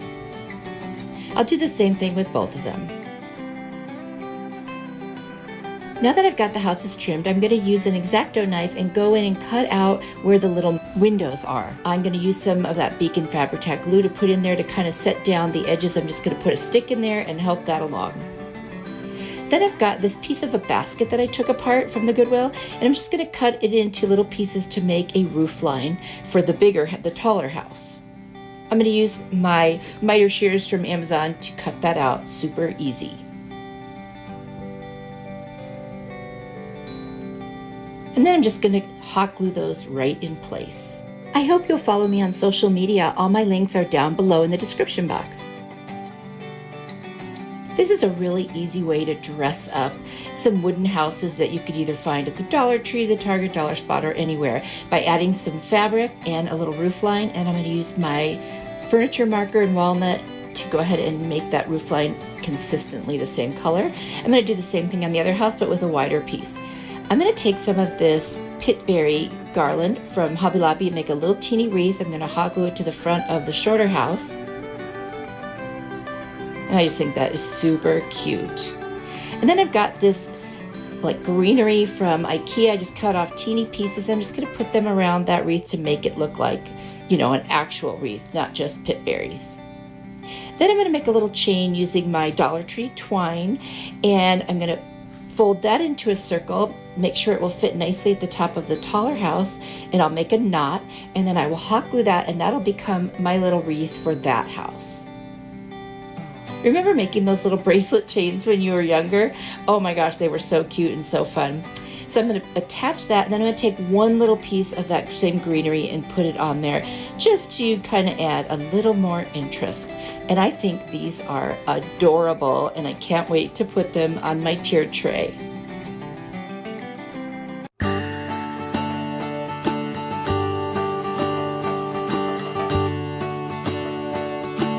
This is another super easy DIY. I'm going to take 7 corks to make a little apple, and I'm going to use the lacquer paint. I'm going to take the corks and just paint solid on the both ends of the little cork, and then I'm going to dry brush all around the sides of it, and you'll see me doing that next. Now I'm going to make 2 of them, so that's why there's so many corks, and then I'll also need a cork for the stem. So there they are, all done. And now I'm going to take 2 of the corks. I'm just going to hot glue them right next to one another. Then I'm going to take 3 corks and hot glue those 3 right next to one another.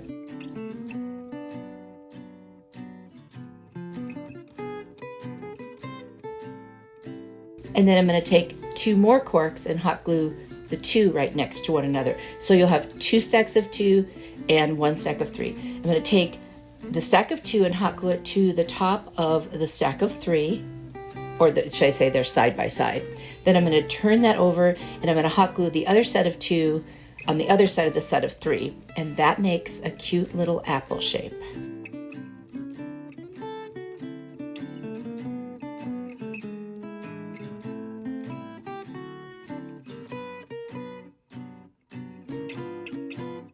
Then I'm going to take a utility knife.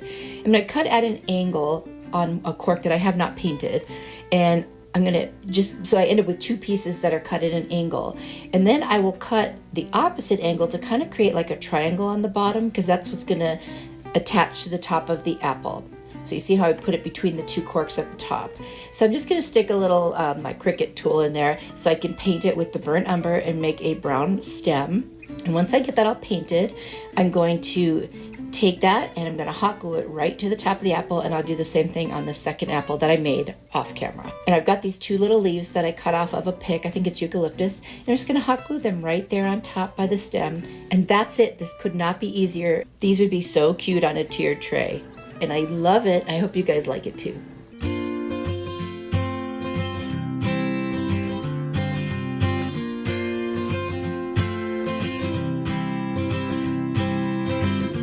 I'm going to take this little crate from the Dollar Tree, and I'm going to sand it down a little bit, and we're going to make a book stack. I'm going to take the plaster paint by Waverly and cover the whole entire outside of this crate. And then I'm going to take some burnt umber by Apple Barrel. I'm going to use my mister to spray it down with a little water, and I'm just going to paint inside those little lines between the planks so they look more like sides of books. And then I've got these rub-on transfers from the Dollar Tree. I'm going to spell out Farm Fresh on the top. Super easy to put these on, and then it'll say apples and hot cider. And then on the other side, just to show you another option, I'm just going to write with a marker from the Dollar Tree, and I'm going to put apple pie, apple cake, and apple crisp, and I just think it'll be a nice 2-sided little book stack. And then I've got these stickers from the Dollar Tree, and they're fall themed, and I'm just going to put some cute things that kind of associate with the words that I'm saying. On the other side, I'm going to put a pie, and it looks like a little cinnamon bun, but we'll pretend it's an apple crisp. And I'm going to use my blade to just cut in that gap area between the 2 for that larger piece. Here again is some fabric from the Crafter Square, and I'm going to make a really cool bow. I'm just going to take a cut, make a little cut, and rip the fabric, and then just set my book stack on it, and I'm going to hot glue it to the inside.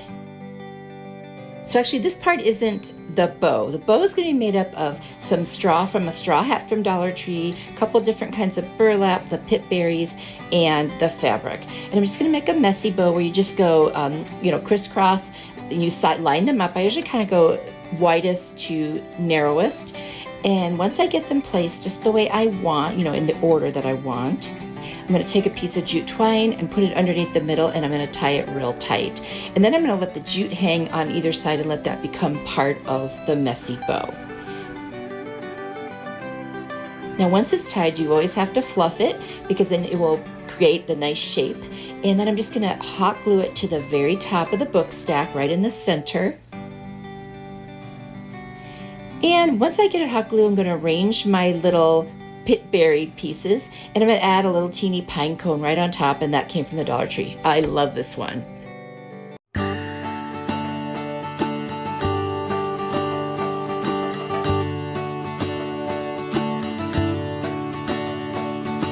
I'm going to take some more of that straw hat, the brim that I had left over, and a piece of cardboard. I'm going to use my Mod Podge lid to trace a circle and cut it out.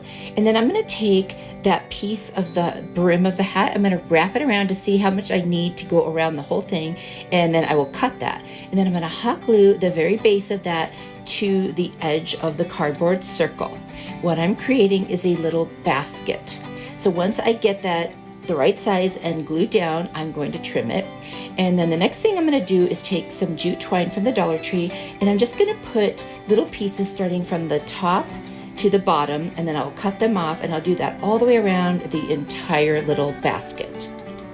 Now that I have that done, I'm going to cut some more pieces of jute that will fit all the way around, and I'm going to start at one spot, and then I'm going to weave them in and out of those other little pieces. That's why I didn't glue them all the way down, only the top and the bottom.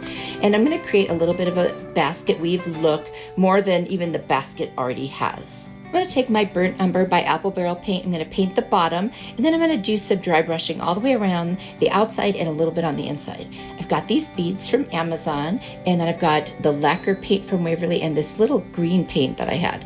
And I'm going to do some of the beads in the red and some in the green.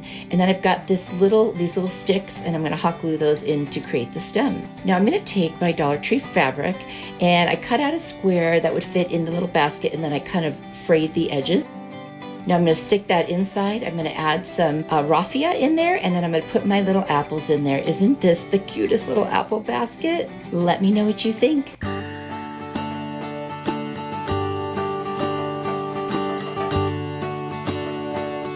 Super easy project. I've got a little piece of wood that I got on Amazon, but Dollar Tree has them too, a little round, and then I took a piece from the back of the 2022 calendar that I had, and I am just going to use this fabric again from the Dollar Tree, and I'm going to trace that shape of the square on there, and then I will cut that out.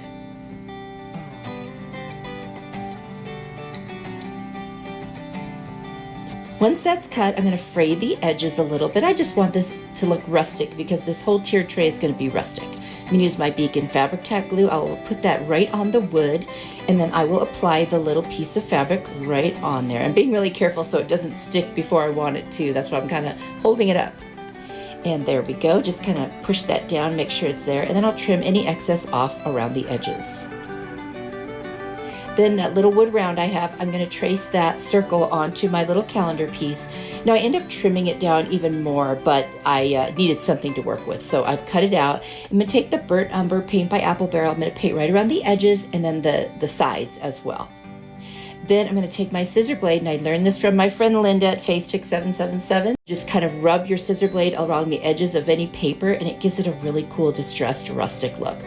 Now I'm going to put some glue right on the back of that, and I'm going to put it right on my little circle. And then I did decide to put a little more of that Burnt Umber paint on it to distress it, but first I'm going to use my little nail file and distress around the edges. And there I am putting that right on top to distress it. I'm just going to hot glue it right on the center. It's so easy. And then I'm going to take the Burnt Umber and just kind of go around the edges of my board and the back. I want to make sure everything looks nice and finished. And then I'm going to take a little piece of that basket I've been using and just kind of break off a piece. I'm going to create a little frame with it. I'll just kind of measure and fold, and then I'll cut right in that spot with my miter shears, and I'll make 4 pieces and hot glue them around the edges. What an easy way to finish off a little piece of wood by giving it a little basket frame. Now I need something for this to stand on. I've got a domino from the Dollar Tree. I'm going to paint the whole thing in the Burnt Umber, and then I'm going to put a line of hot glue right across the middle there and set my piece on top, and this one is done. How easy and so cute.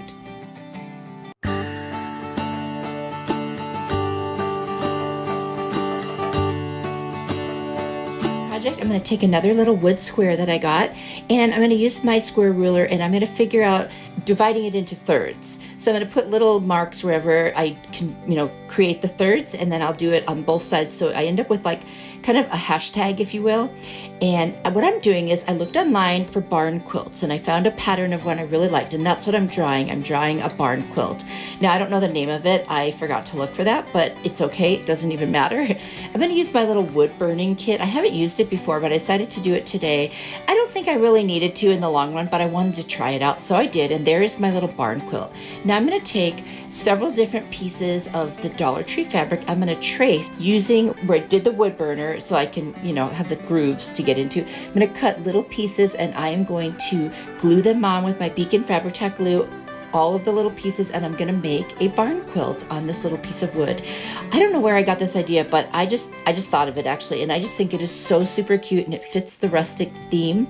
Now, you couldn't see where I did the wood burner as much, so I took the furniture marker in walnut and I just kind of tapped along the lines, and because it's fabric, it kind of bled a little and it looked really cool. So I just went ahead and I did that at every possible intersection on this quilt square, and then I did the back as well.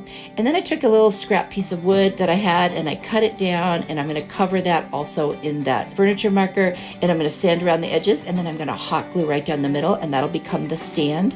Super easy, so cute, very rustic, and it's going to look so cute on my fall tier tray. What do you think?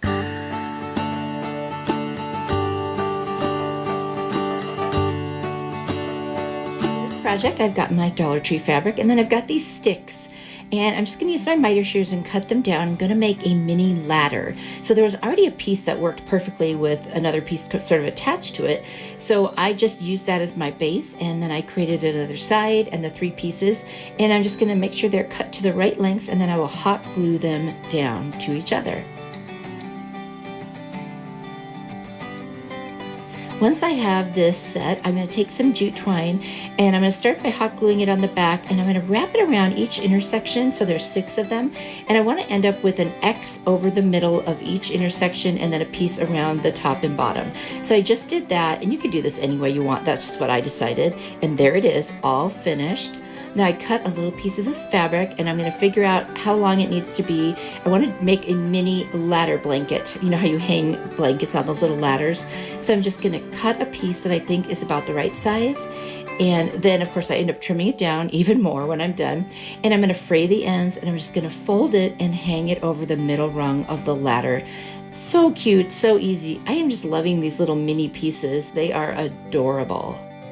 I felt like this just needed one more thing, so I took a piece of the basket I took apart and been using, and I just cut little pieces and I made a little rustic star, and I'm going to hot glue it to another piece of the fabric just to kind of fill it in. I'm just going to cut around the edges, and I wanted something that would make it easier to glue it to the sticks, and that worked really well. This turned out so cute. Let me know what you think.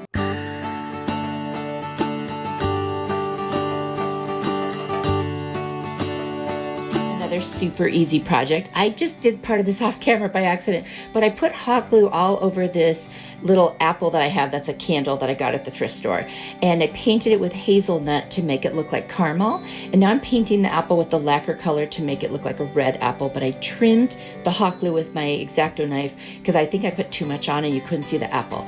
And I've got a little teeny cupcake liner that I trimmed because it was a little too high, and I'm hot gluing the apple right in it. And this is obviously a caramel candied apple. And I want to make it look like there's nuts on top. So I'm going to cut up this little piece of scrap wood with my miter shears to teeny tiny little pieces. And then I'm going to put some Beacon Fabric Tack glue across the top of it. And then I'm just going to place the little pieces on there. That's it. Could not be easier. Oh, and I do add a little stem with a piece of stick that I have with hot glue. And that's it, you guys. So easy. I did put some polyurethane on it, and I probably needed to put a couple more coats because it just wasn't as shiny as I'd like it to be. So I'll take care of that later. But I hope you like this one. It was super easy, super cute, and it'll look cute with a lot of the apple decor that I have in my tier tray. And I'm so excited about it.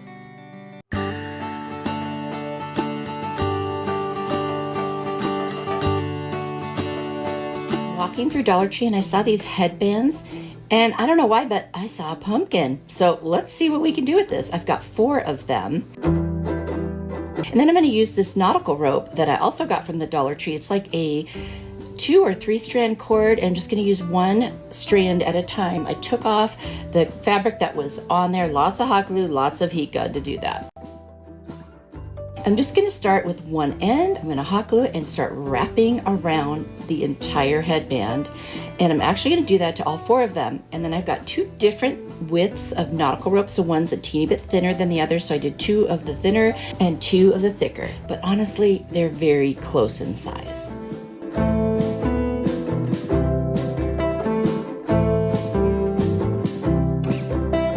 Once I have them all wrapped, I'm going to take one and put it on the bottom and hot glue the next one inside, and they are now perpendicular.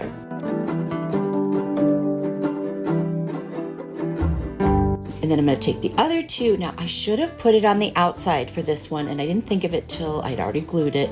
So if you do this, start wrapping around the outside, not the inside, and it'll make for a nice fuller shaped pumpkin. I finally realized that here on the last one, and there you go. Like I said, I should have done that. It would have made it a little bit bigger. So learn from my mistakes. And now I'm just going to glue that piece, and there you go. I'm going to shape it up while it's still a little wet and make sure it's even. And I'm just going to take each of those top pieces with all the frayed part of the rope, which I like, and I'm going to start gluing them to each other so that they have a place to attach. It's like a really abstract pumpkin. It's kind of fun and definitely different. I don't know why I saw a pumpkin when I looked at a headband. To create a stem, I took these berries that were off of a fall pick, and I just kind of cut them into the shape of what sort of looked like a stem. And I'm going to hot glue them right to the top and secure it. And I just thought it looked really cute. And then I've got this really cool looking leaf off of a pick, and I cut off the 2 ends and made them the shape of a smaller leaf. And then I just glued them one to each side of the stem. And honestly, that's it. This is my little pumpkin, I guess. But it doesn't stand up on its own, so I need to do something to make it more stable. I have a shower curtain ring from the Dollar Tree, and I'm just gonna wrap some of the rope around it. I'll just hot glue the beginning and then just start wrapping, push it real tight. And at the end, I'll just cut it off and glue it down. That will be my little stand for it. That's all it really takes to hold it, because it's certainly not heavy, just 4 headbands. I'm just gonna set it on there, and then I know how I want it to look, and then I'll reach under and I will hot glue on 2 sides. And then once I get those 2 sides glued, I will turn it over and add the rest of the glue to make sure it's very secure. And this is complete now. And let me know what you think. It's kind of cute.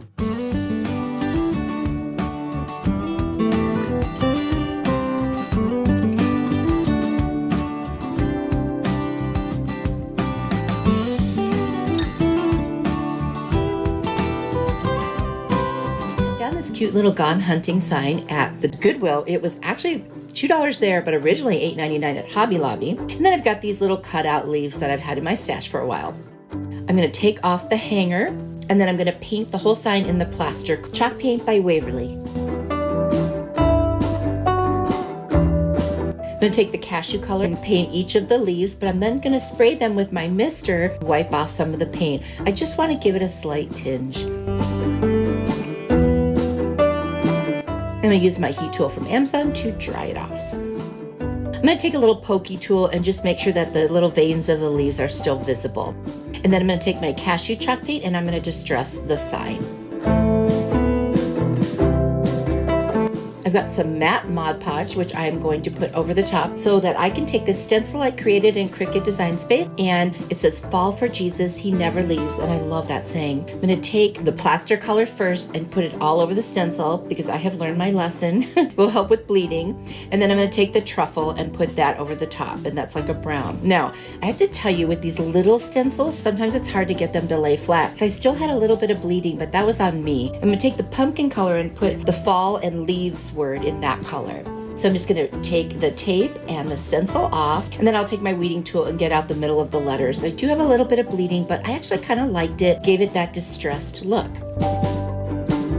Now I'm going to take my leaves that I had put the cashew on, and I'm going to take a little bit of the Antique Wax by Waverly and just kind of go around the edges and a dab in the middle just to give them a really fall look. I'm going to put some matte Mod Podge over the top of the whole sign again, and then over each of the leaves, and I'm going to hot glue them down.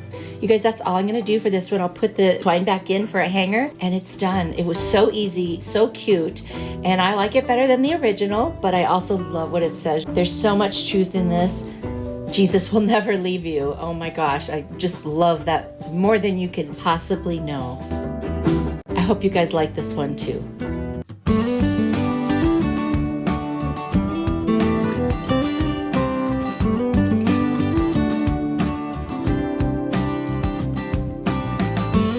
The fastest, easiest DIY. I've got this little metal pumpkin sign from Hobby Lobby. I got it last year on 40% off. And then I found these coasters at Goodwill. They were $2.99. You get 4 really nice pieces of wood. It doesn't matter that it says M on it because I'm going to cover that up. So I took one of those coasters and then I took my little pumpkin sign and I'm just going to hot glue it on each of the corrugated pieces that stick out the most and set it right on top of the coaster. That's it. All I'm going to do now is take some rope and I'm going to hot glue it on the back and make a little hanger. And then I'm going to take some ticking ribbon from Dollar Tree just to cover up where I glued on the rope. And that's it. What a nice way to dress up a little teeny piece of decor by just adding metal. Mixing wood and metal is such a cool look. I love that look. Very, very farmhouse. And how easy is this? It looks so much more expensive now. Let me know what you think.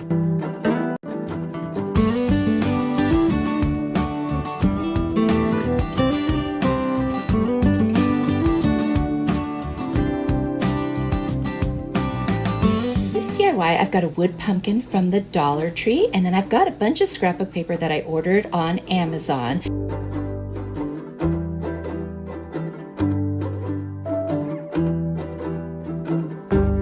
I'm going to remove that little raffia bow by heating up the glue underneath it with my heat tool and then just scraping it right off. I'm going to use some burnt umber, which I got at Walmart. It's an apple barrel paint. I'm going to water it down and use it like a stain on the lowered parts of the pumpkin. And then I'm going to take the sunflower scrapbook paper. I'm just going to rub over the top to get an indentation so I know where to cut. And that's how I'm going to do all 3 of those pieces, but with different scrapbook paper for each piece. After I cut them out, I'm going to use my glue stick and I'm just going to attach them right to those 3 risen sections of the wood.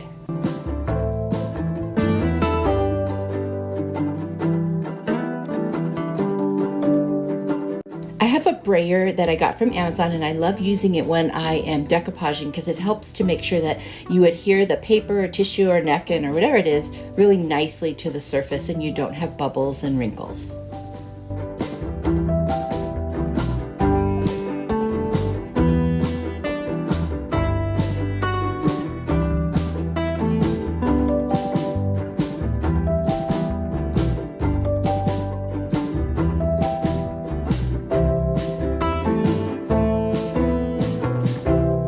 Once all the scrapbook paper is nicely adhered, I'm going to use these little paper sunflowers that I got at Hobby Lobby last year on a good 40% clearance. I've got some little leaves. It's a combination of things I got at Dollar Tree and Hobby Lobby. And then some more little baby sunflowers just to kind of fill in the gaps. And I think it just turned out so cute. I am going to take that little raffia bow and hot glue it back on right above those embellishments. And then I'm going to replace the little jute hanger that was already in it and just put it back in for a hanger. It's that easy, so simple. And I love how this one turned out. What do you guys think?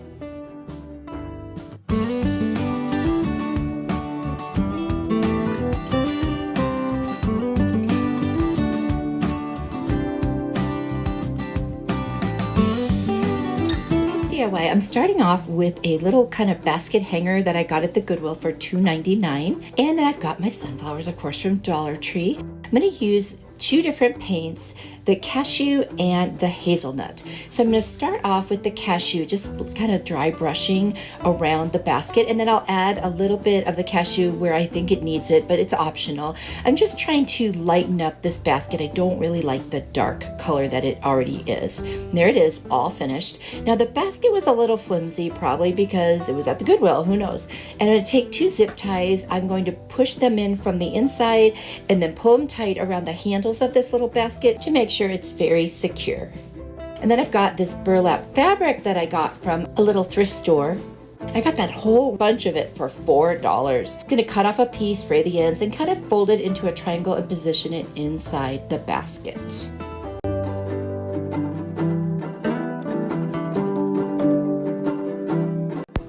I'm going to to take my sunflowers and I'm going to bend the stems, and I'm just going to figure out how I want to arrange them. Right now I'm putting it on both sides, if you will. I do end up putting them all to the right as you're looking at it because I'm going to add a word on there that's made out of wood. But right now you see me kind of playing with it, trying to figure out how I want to arrange them. I have this thankful and blessed wooden sign from the Dollar Tree, and I'm just going to draw a little line where the letters touch so I know where I want to cut with my utility knife or X-Acto blade. And I'm just going to go ahead and score it over and over until it comes apart, and I'll take off the whole word blessed. I'll sand down the rough edges where I cut it, and then I'm going to paint the whole thing with a base coat of plaster chalk paint from Waverly. And after I do that, I'm going to take the maize color from Waverly, and I'm going to kind of, at first I was lightly dry brushing, and then I went on a little heavier because I really want it to stand out when you look at it. I'm going to take a furniture marker in the color Walnut from Dollar Tree, and I'm going to go around all of the little edges just to make it pop a little more. I think it needed something darker. And then I'm going to hot glue it right there at the top of the circle part of the basket, and I'm going to put that at diagonal, and that's it. This one is done. I think it's so cute. You can arrange the flowers any way you want. I love it. This was so easy.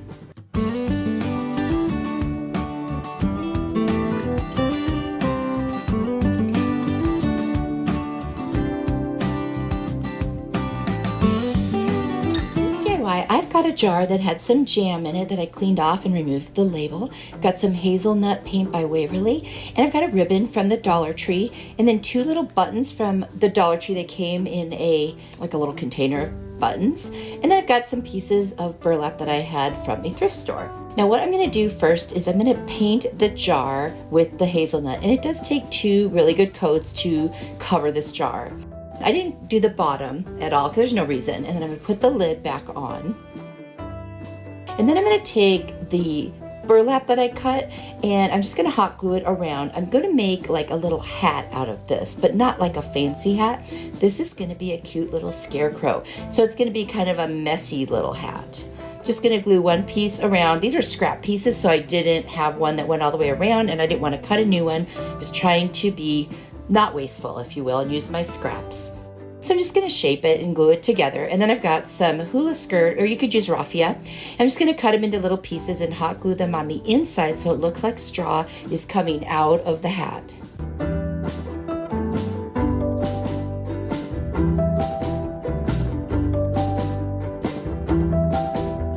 I'm going to cut some more of the Hula Skirt, and I'm just going to put some on either side of where the face will be so it looks like there's hair coming down on the sides. And I just kind of rolled up the edge of the burlap, put the glue, and shoved it under there, and then I'm going to give the hair a little trim. This is turning out so cute. I'm going to take the lace ribbon from the Dollar Tree, put some hot glue, and just wrap it all the way around to where it meets and cut off the excess. Using hot glue, I'm going to attach the buttons, and those will be the little scarecrow's eyes. And then I'm going to take a black Sharpie. It turns out it was almost out of ink, so I just used it almost just to create the shape of little stitchy looking mouth. And I'm going to take a red jot marker from the Dollar Tree and do a triangle nose. And then I'm going to use a better black marker that wasn't dyeing, and I'm going to go back over the mouth, and I'm going to make some little stitches on there. And that is a jot marker from Dollar Tree that I'm using now.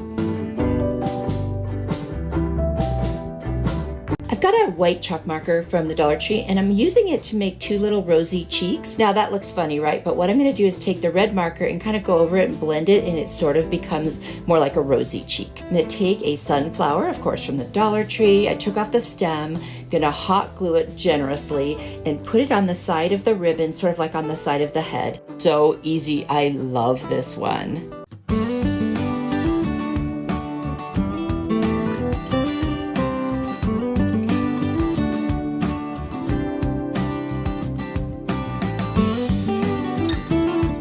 I got at the Dollar Tree, and I'm actually going to leave it as it is. And then I've got apple barrel burnt umber paint and Waverly maize chalk paint. It's already got a hanger, which is really nice, and I love the coloring. It's going to match what I'm doing.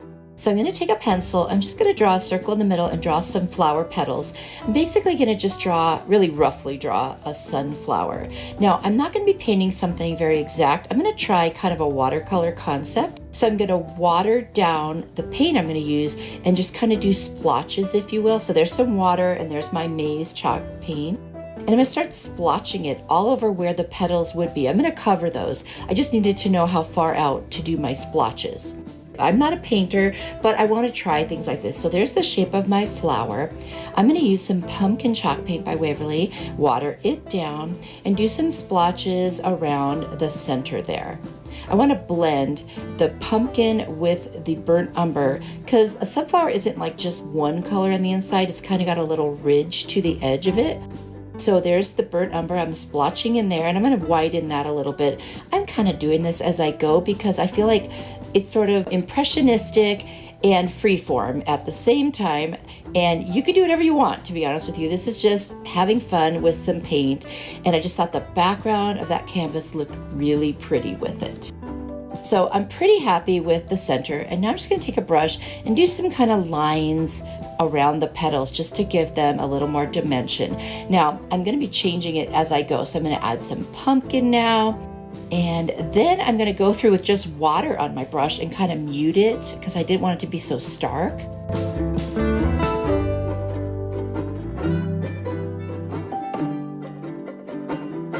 Here comes the water.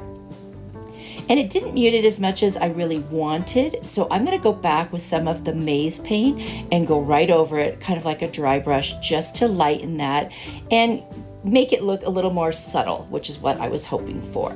Now I'm going to turn this into kind of a 3D picture. You could have stopped right here if you want, but I got 2 leaves and I'm just going to hot glue them on the top left corner and the bottom right corner.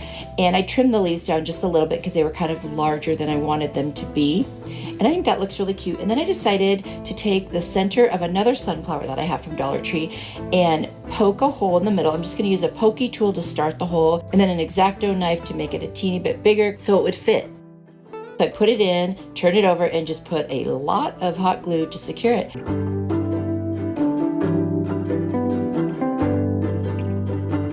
And you guys, that's it. So easy, so cute. Why not try it?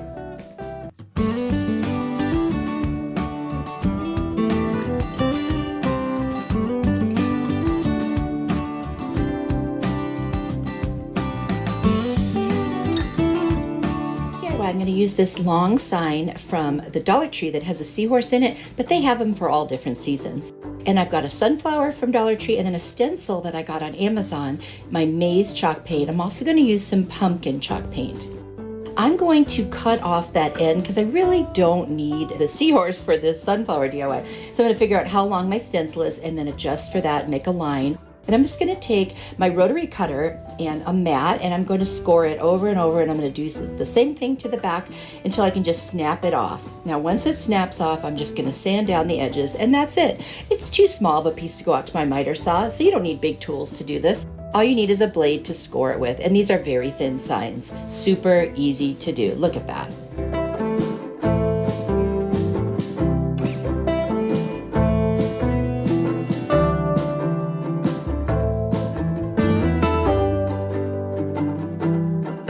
I'm going to tape down my stencil so it doesn't move. And because this piece that I'm working with is a piece of wood, I'm not painting it a color, I'm going to use Mod Podge first to make sure that my stencil doesn't bleed. Honestly, I do wish I had painted this sign white because I think it would show up better in the end, but live and learn. So I did it first in the pumpkin color and then I stenciled over this in the maize color. I wanted to do kind of a blended color. I thought that would look really pretty. And I do the same thing to the word fall. Now I'm going to pull back the stencil, my favorite part, but see what I mean? It's just not bright enough to show up on that wood. So I took a pen, a black pen, I wanted something very thin, and I outlined around all of the letters. Now that definitely helped, but I still didn't think it was good enough. So in the meantime, I'm going to take my sunflower fabric from the Dollar Tree. I'm going to cut off or rip off some pieces. I'm going to put one on each side and just hot glue it down and secure it on the back to give it a little bit of a side border, and I thought that was super cute.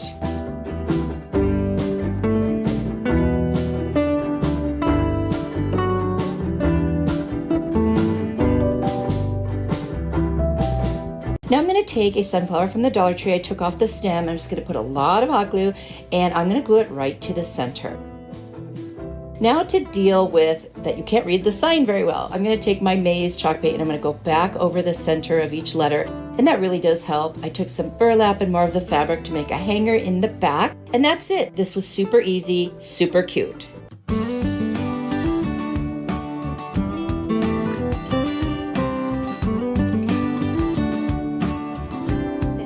Red pickup truck with the pumpkins in the back on Kirkland's website. It was on sale for $55.99. I think we can make it for under $10. So here I've got a truck wood cutout from Dollar Tree. I've got some raffia from a Hula Skirt. I didn't end up using that metal. You'll see what I do instead. And I've got a bunch of pumpkins and florals and some Jenga blocks. I'm going to use my antique wax by Waverly. I'm going to paint both sides of the truck and all of the Jenga blocks. I'm going to attach the Jenga blocks to the back on the bottom to become a stand. Now the original one had an easel, but I decided to do a stand. In hindsight, I think the easel would have been better. And I used a marker to paint the tires. I will change that also later. I'm going to use 3 different paints from Waverly. Crimson, which is the body of the truck. I'm going to use maize and pumpkin. And I do that to distress the truck. So I just dry brush, get a little bit on my brush, wipe most of it off, and then just kind of drag it across in places wherever I want. And that's with just the pumpkin. Now I'm going to add the maize. It just adds so much texture, makes the truck feel like it's really worn and like that old pumpkin truck. You know what I mean? The pickup truck on a farm. I love that. Now I'm going to use my chalkboard paint from Dollar Tree. I'm going to go in and fix those tires. That marker just turned out kind of looking brown. So this makes it really black. And I'm also going to distress all the way around the edges of everything, pretty much with that black. I love the way that looks. Now I'm going to use plaster color and then this silver from Folk Art. I'm going to use the silver first and do the rims on both the front and the back tire. Then I'm going to take the plaster and very lightly make some lines. And what I'm trying to do is create a kind of corrugated metal look. And I think this really does the trick. Look at that. It almost looks like it's textured. So I'm really happy with that. I'm going to take my utility knife and I got some pumpkins from a combination of Hobby Lobby and Dollar Tree. I'm just going to cut them so I can lay them flat on the truck, like coming out of the truck.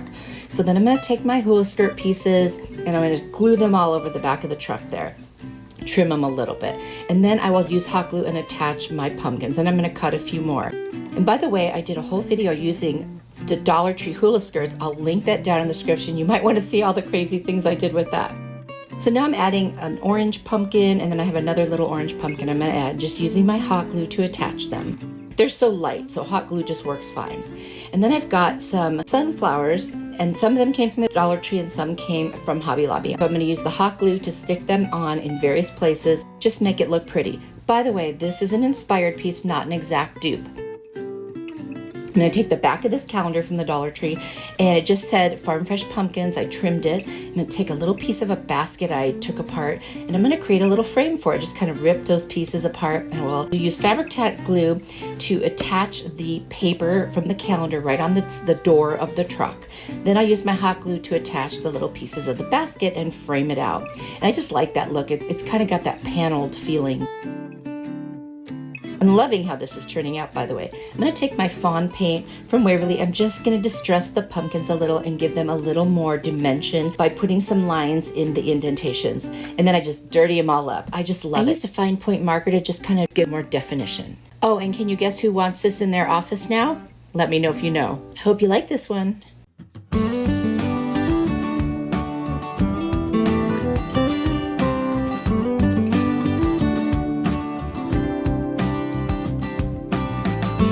Sitter on Etsy for $75, but I wanted to tweak it a little bit, so this is an inspired by piece. Here I have a spring welcome sign that I made over a year ago, and I'll link the video to that down in the description box in case you want to see how I made it. And I had just put primer on the back side, and I knew someday I would make it a two-sided porch sitter. I just cleaned it off, so now we're going to put some more paint on it and get ready to turn the other side into a beautiful fall porch sitter.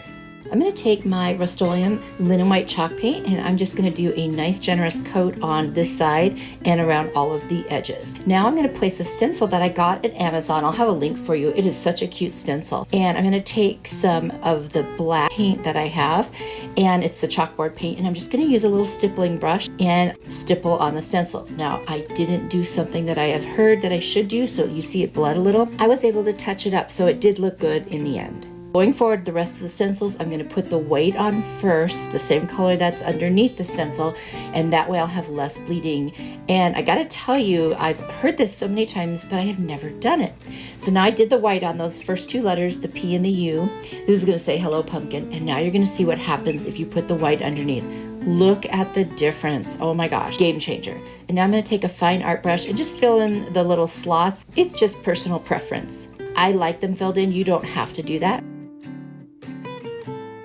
And that's what they look like when you fill them in. And there is the rest of the word pumpkin. I figured you did not need to see me do the entire word. And then I'm going to add another stencil that came in this packet. There's quite a few of these pumpkins. I'm going to take the pumpkin color chalk paint after I dab the white on first. I'm going to put that all over the pumpkins, and then I'm going to use Burnt Umber by Apple Barrel to do the stems. And I forgot to film that part. So there it is finished. Isn't it cute? And then they've got these buffalo check stencil leaves. So I'm going to put the white first, and then I'm going to blend the maize color and the pumpkin color so it looks like leaves that are changing colors. And I'm just going to dab that all over, and then I'll do the little stem with that burnt umber just to give it, more realistic look, but I also blended the color. Now I'm going to take that off. I love this reveal so much. I did those all down the front of the sign. Look at this. Isn't that the cutest? I hope you love this one as much as I do. I added 3 coats of sealer, and that's it.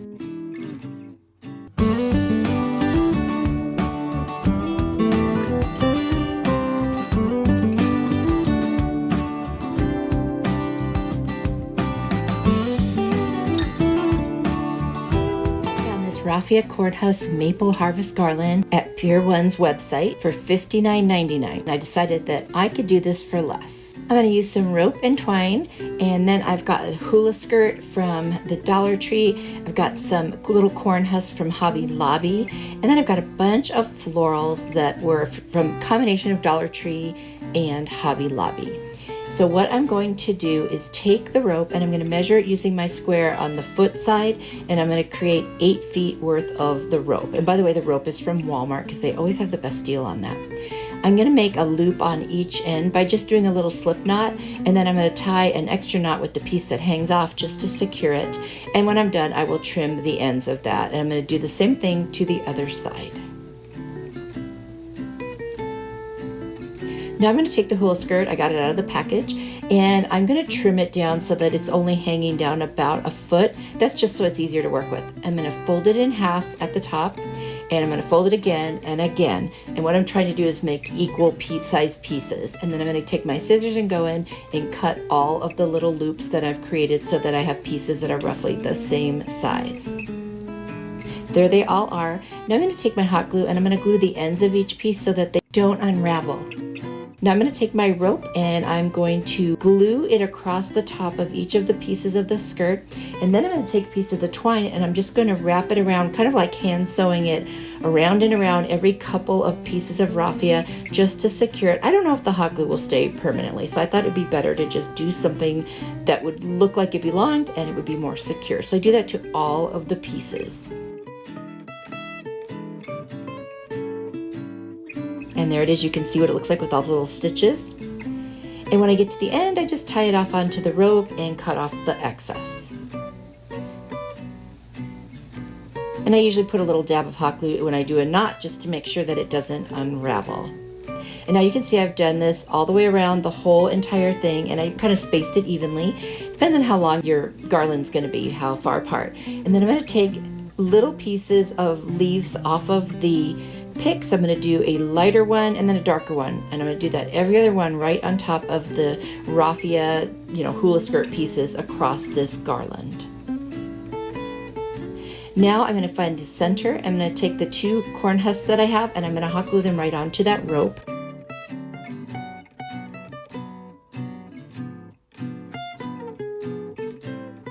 And then I'm going to tie the two ends of the corn husks on with a little piece of twine. I will put glue and snip the ends. And then I'm going to distribute my pieces of wheat across the whole thing.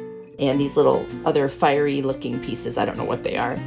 I attach them with a little bit of hot glue and twine. I trim the hula skirt, and then this is how it turns out.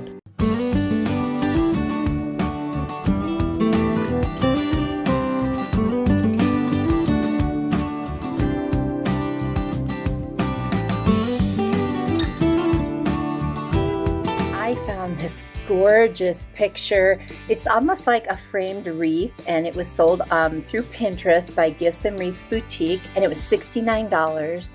And I thought I could do this, so I have this frame that was gifted to me. And then I found this Hello Fall sign at Hobby Lobby, and then I'm going to use different chalk paint colors, which I will show you again. And right now I'm just going to take everything out of the frame and remove the little metal pieces that hold things in. I'm going to use the agave color as my base coat, and I'm going to put a coat on the back. And then once that dries, I'm going to turn the frame over. And I'm going to do the same thing on the front. And the front is gorgeous. It has such beautiful detail, and I'm going to accentuate that. And what I'm going to do is, after I paint this with the agave, I'm going to go in with some of the Waverly White wax. And I'm going to paint it on and then take a paper towel and wipe it off. And I just love that effect because you still see the agave, but then you get all that detail. Now, once I finished this, I decided it needed something else. So I'm going to add some antique wax. And then I'm going to do the same thing, put that on and rub it off. And then, just to make sure I didn't lose too much of the agave, I do go back in and touch up a little bit by dry brushing on some more agave and bringing back some of that beautiful color. I just love that agave color. And so that is how I'm going to get this to look close to the color in the inspiration piece. Now, that Hello Fall sign that I got at Hobby Lobby is so cute. I love these wooden signs. Now, this was $5.99 and I got it for 40% off, so it was a very good deal. I'm going to take the plaster color chalk paint and I'm going to paint the front, the back, and inside between all of the little letters in the sides because I want the whole thing to be in that plaster color.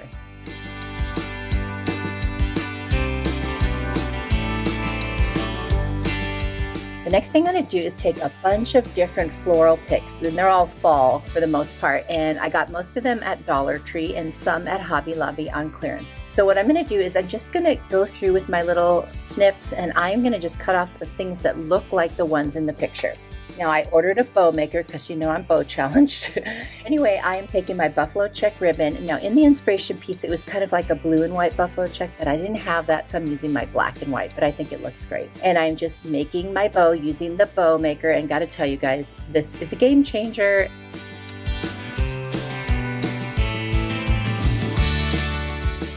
And I'm going to tie some twine around the middle. And then I'm going to take another little piece of that buffalo check ribbon and I'm going to wrap it around the center just to make it look pretty and hot glue that down.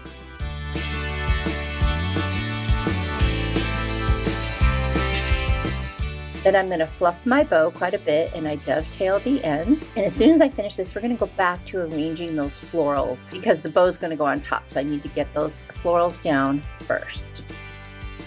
So I'm going to take a little piece of that buffalo check ribbon and I'm going to wrap it around this one little side of the frame. And the reason I'm doing that is so that I will hot glue all the florals to it instead of the frame in case I ever want to change this out. So now I'm just going to start creating like a swag. So pretty much everything I put up, I'm going to put down and I'm going to put some sideways. You'll see I'm just looking at the picture, the inspiration piece, and I'm just trying to make it look as much like that as possible with the pieces that I have. And it's just so easy to do this. I mean, you just hot glue it, let it dry, and it just comes out so pretty. I really love this look. And doing this on a picture frame, I've never done this before and I absolutely love it. You could hang this on your front door. You could put this inside your home, whatever you want. It's just so cool.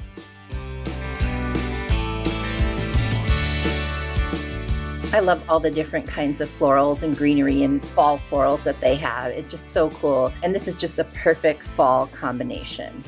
Now, once I get everything glued down and set exactly the way I want it, I'm going to take my bow and I'm just going to put hot glue right there in the center of all that, and I'm going to hot glue my bow right down to this. And then I'm just going to tack down a couple of the little loops so that it looks the way I want it to. I absolutely love the way this is turning out. Then I've got this cute little knob from Hobby Lobby. It's 99 cents, but I literally got it for 70% off. So, I mean, that's almost free. And what I'm doing is a combination of E6000 and hot glue to attach it. The frame isn't thick enough to screw right into it. And then I'm going to put some twine inside the little holes on the Hello Fall sign. I'm going to hang it on the knob, and then I'm just going to tack down a couple edges of the Hello Fall sign so it stays in place. You guys, I love this one. Please let me know if you love it too.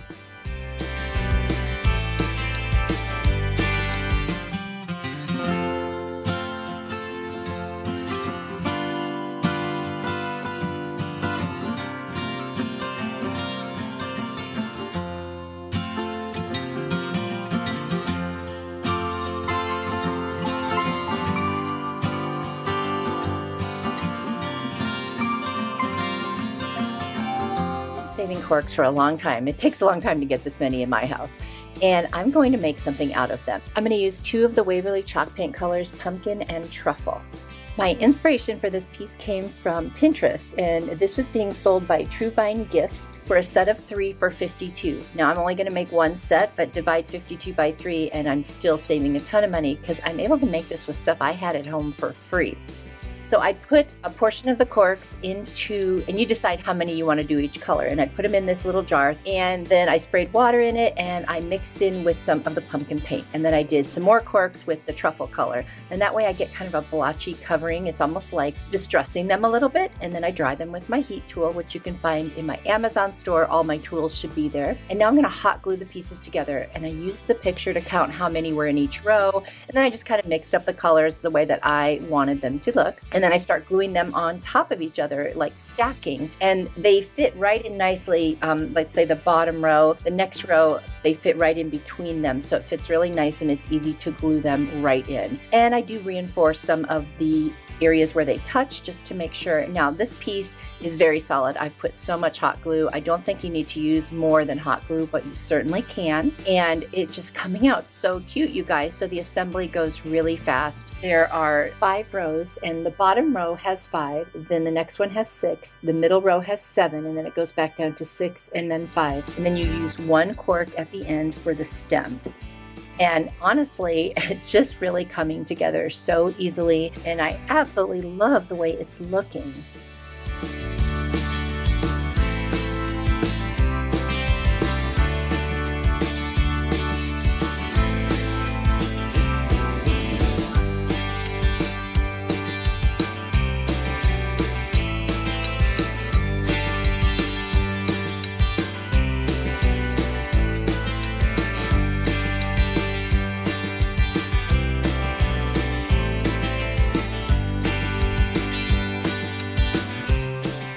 I'm going to use one of the unpainted corks for the stem, and I'm going to cut it at an angle because I want it to sit on top slightly at an angle, and that way I can hot glue it right to the top. I'm going to grab some really pretty fall leaves from the Dollar Tree and also a pick from the Dollar Tree that has little berries on it, and I'm just going to hot glue those right around the stem, and that's just going to add a nice little touch, and it's going to make it look similar to the one in the picture. And I kind of tack the leaves down a little bit too so that they're laying exactly the way that I want them. This was a super easy project, and I absolutely love the way it turned out. Please let me know what you think, and would you consider making something like this?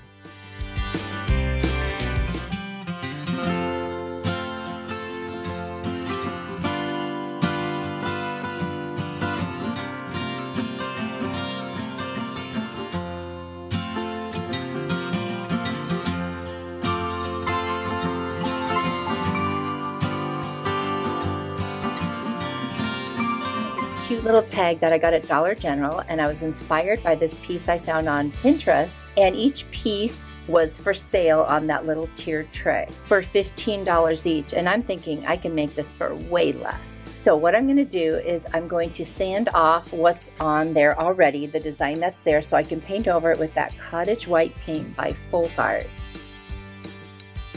And I'm gonna have to give it several coats to cover, but it looks really nice when it's finally done. And I'm gonna do the edges and the back side because I do like to finish my projects. I'm gonna dry it real quick with my heat tool, which is in my Amazon store, along with my other tools that you can get on Amazon.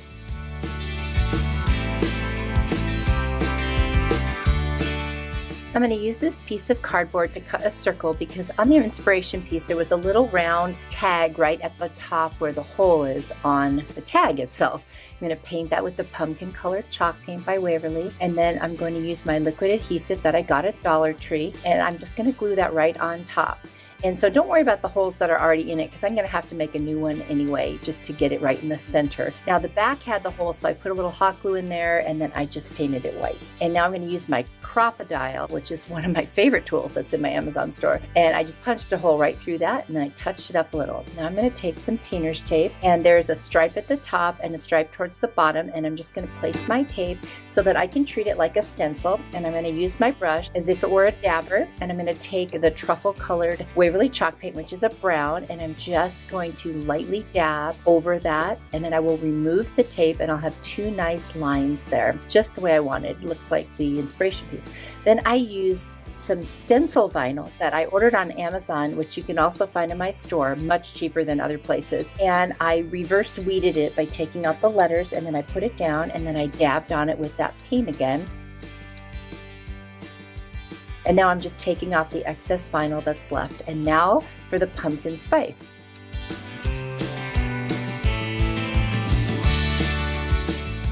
You can use stickers. If you know how to do hand lettering, you can do that too. And I sanded over the top lightly, and then I covered this with some Mod Podge just to kind of seal in the paint. Then I took a little piece of jute twine and tied a little knot, and there you go. With all the supplies, this probably cost me $3 to make. This was so easy, you guys. Tell me what you think in the comments.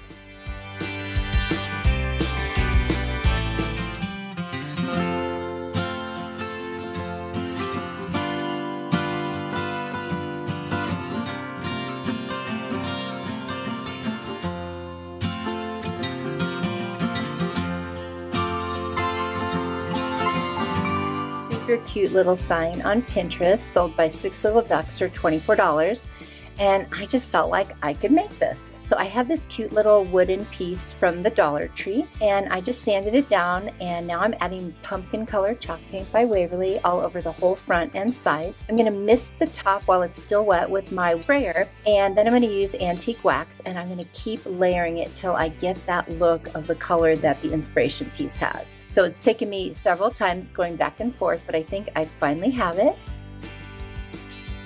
And I'm going to remove the tag from the back, and then I'm going to take the wax and I'm just going to put it on the back and wipe off the excess and just stain it just to give it a finished look.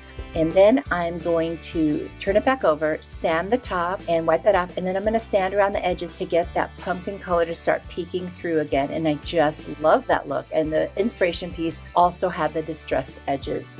Next thing I'm going to do is I'm going to add a little jute twine hanger on the back with some hot glue and some masking tape. And then I'm going to take premium decoupage and I'm going to go over the top because I am going to use my Cricut for this one to create the words. I'm going to try to replicate the fonts as best as I can. And of course you can always do stickers, stencils, handwriting, or tracing. And it's just going to say my favorite color is October, and it is so cute, and this was super easy.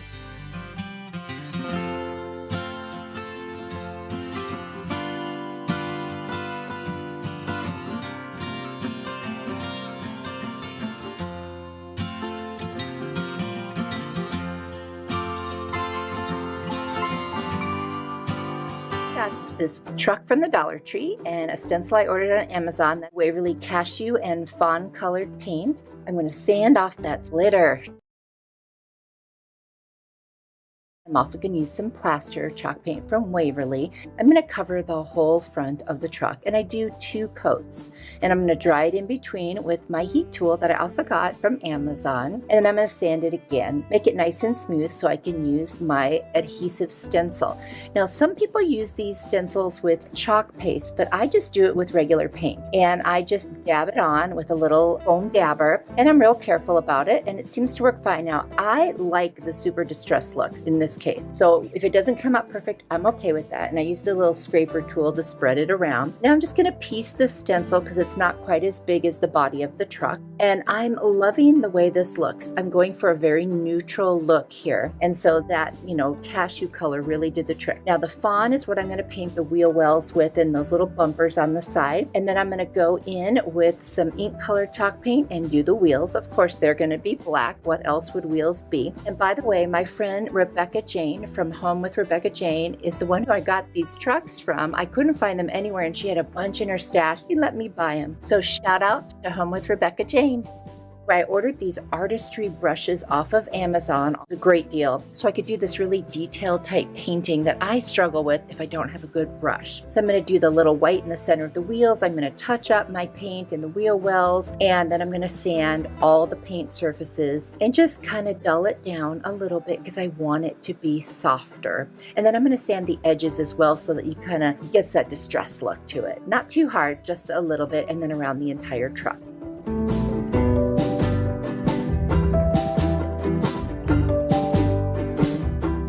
Now I have last year's farmer's market calendar, and in the back there's the little pictures of the calendar pages, and I'm going to cut out the locally grown. And I'm going to end up getting a scrap piece of wood that I have. I'm just going to pull off the two sides. It's from a Dollar Tree piece that I didn't use all of it. Sand it down. And then I'm going to use the cashew paint and get my brush wet first. And then I'm going to lightly paint, almost like making a stain out of it. And just going to use my mister and then just spray that, and it'll go on really nice and light. And I'll do the front and the edges, and I don't need to do the back because that will be attached to the truck. Next, I'm going to cut a little piece of burlap, and I got that at the Dollar Tree, and I'm just cutting it, and then I'm going to fray the edges just a little bit. Use my little adhesive glue from the Dollar Tree with a nice fine point and some hot glue to make sure it stays down. And then I'm going to put my little locally grown sign right on there. Use my brayer, smooth it out, take some jute twine from the Dollar Tree, and I'm going to cut 4 pieces. I'm going to hot glue them right around the edges of that little sign so that you don't see the ends of the paper, and then it just fades right into the burlap and it looks like it's part of it. I just love the way that looks.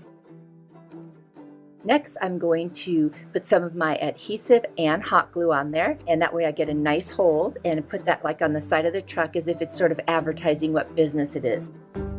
Now this is my miter shears, and it just cuts through these shims so easily, and anything that's not too thick for wood. And I'm going to make the little side panels of the back of the truck. I'm just going to do 2 across and 2 going down on either side. I'm not making them perfect. I want this to be very rustic. I'm going to hot glue them and attach them.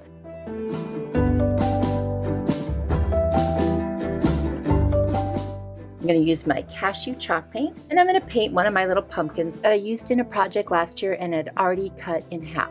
I am going to take a little piece of a skewer, I'm going to snip it off and use antique wax to make it look like the pumpkin stem. I'm just going to use the antique wax to make all the stems look similar and then wipe away the excess. Now I'm going to cut this pumpkin in half the opposite direction so that you see the top of it instead of the side of it. And now I'm just going to hot glue it directly onto like the bed of the truck so it looks like it's all stacked up in there. And by the way, I made little stems with the skewer stick for all those little baby pumpkins. Now I've got this kind of wheat looking or cattails. I got some of them at Hobby Lobby on 40% off and some at Dollar Tree. And I'm just going to cut them apart and just place them around and hot glue them. Now I like to finish the back of my project, so I'm going to use my ink color chalk paint from Waverly and just paint the back. I thought with the shape it is, it'll look so much better than the craft paper. And this one's done and I love it. Let me know what you think.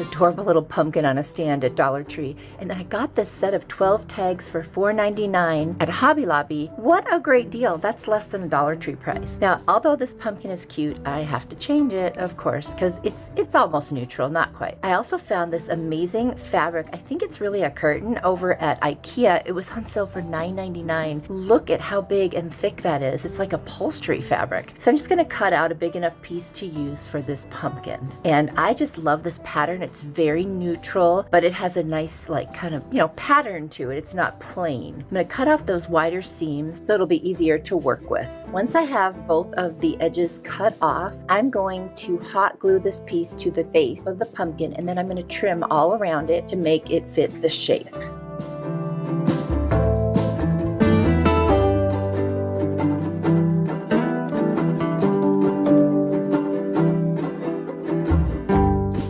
I would like to have a nice border around this instead of just a cut edge of that fabric, so I'm going to use some nautical rope that I got from Walmart. It's a great deal there. And I'm just going to hot glue it all the way around the actual face of the pumpkin 2 times to create a finished edge.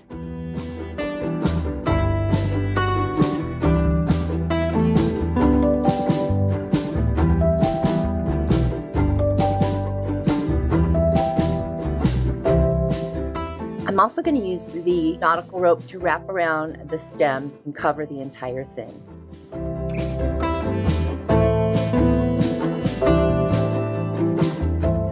I got a roll of this off-white berry garland over at Hobby Lobby, 40% off, and sometimes they have it at Dollar Tree too, a smaller roll. And I'm just going to twirl it around my finger a few times and cut off a little piece, one for each side, and create the little pumpkin tendrils with it. Then I've got this little raffia bow with a button in the middle, also from Hobby Lobby. I'm going to hot glue that right to the center of the pumpkin stem. Now I'm going to take one of those tags I showed you at the beginning from Hobby Lobby. I'm going to cut a little piece of burlap that I got from Dollar Tree, fray the edges by removing some little pieces. I'm going to hot glue it down in the 4 corners, and that's going to become my little tag that will kind of be like a sign for the pumpkin. I'm going to take some of that raffia and I'm going to cut it to form the letters for the word fall. And I just thought that would be kind of cute to use one of the materials that I've already got on hand like this to keep it neutral and a little bit on the rustic side. I'm just going to use that liquid adhesive from Dollar Tree to put that down. It works perfectly for this. And also I love that pointy edge so I can get very precise when I need to.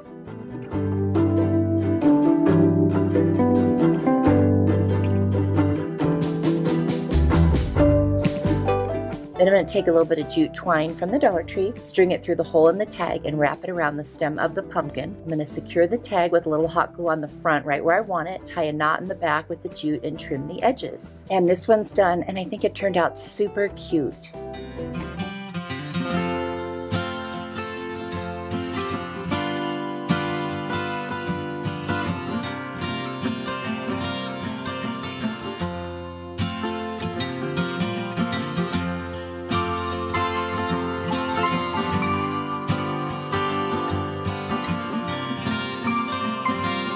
Little crate from the Dollar Tree, some pumpkins that I got at either Hobby Lobby or Dollar Tree over the last 2 years, little baby pine cones also from either of those 2 places. The colors fawn and cashew from Waverly along with plaster.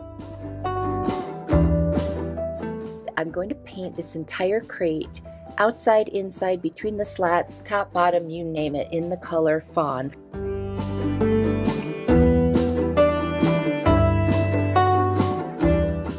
I'm going to take the pumpkins and make sure they're neutral, so I'm going to use plaster on this particular one. I'm going to paint all the stems with the antique wax and then kind of wipe off the excess. I'm going to paint this little gourd or squash, whatever it is, in the color cashew.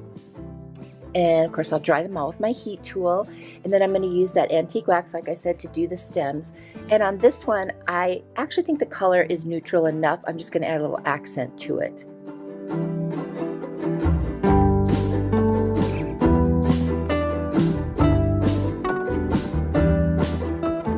I'm going to take that antique wax and I'm just going to paint in the grooves of that pumpkin, the dark taupey one, to give it that depth that's kind of like contouring in the crevices, if you will. And then I'm going to do the little pumpkin that I painted plaster. I'm going to use the cashew, and the pumpkin that was already kind of that cashew color, I'm going to use the plaster as my defining color on it. And then on the gourd, I'm going to use a little bit of the plaster just to give it some accents. So you can see what I'm doing here. I'm kind of alternating the colors with each pumpkin.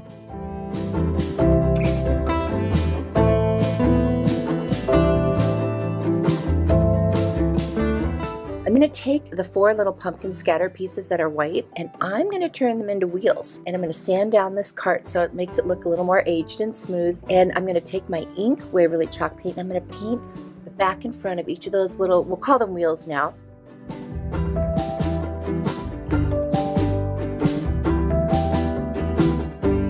And And then I'm going to get a little piece from the back of last year's Farmer's Market calendar. Super cute little sign, and I'm going to use my adhesive from the Dollar Tree and just put that right on the side. I'm going to take my brayer and I'm going to smooth it down. Take a little bit of jute twine and I'm just going to wrap it around the little sign to give it a finished look. Super easy using hot glue.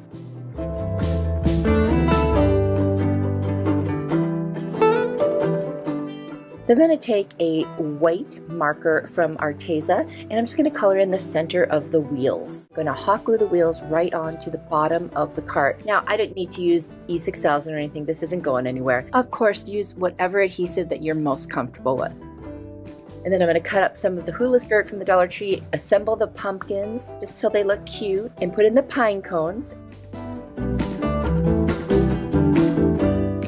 Then my little cart is all set. Then I found these mini scoops. There's 3 in a package for $1.99 at Hobby Lobby. I'm going to take one, and it just so happens it fits between the slats on the bottom of the cart perfectly. I was like, oh my gosh, because I was looking for something to use as a little, handle on the wagon. I'm going to paint that fawn color and just paint the end of it in the ink color chalk paint.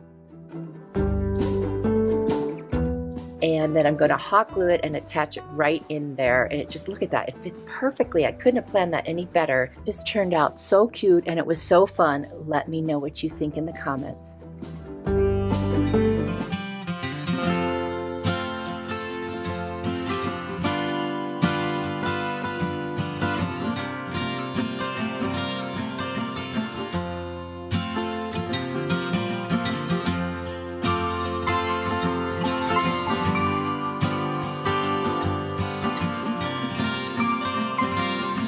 A lot of people using these little straw hats from the Dollar Tree to make things, so I thought I'm going to try something. And so the first thing I'm going to do is remove the little ribbon. It was really glued on and the heat tool didn't really help, so I had to kind of cut it off. Now I'm going to take the cashew color and let's go back to this pumpkin. It was one of those foam pumpkins. I got it last year at Dollar Tree and had styled it different and painted it. So now I'm going to paint over it in the cashew color.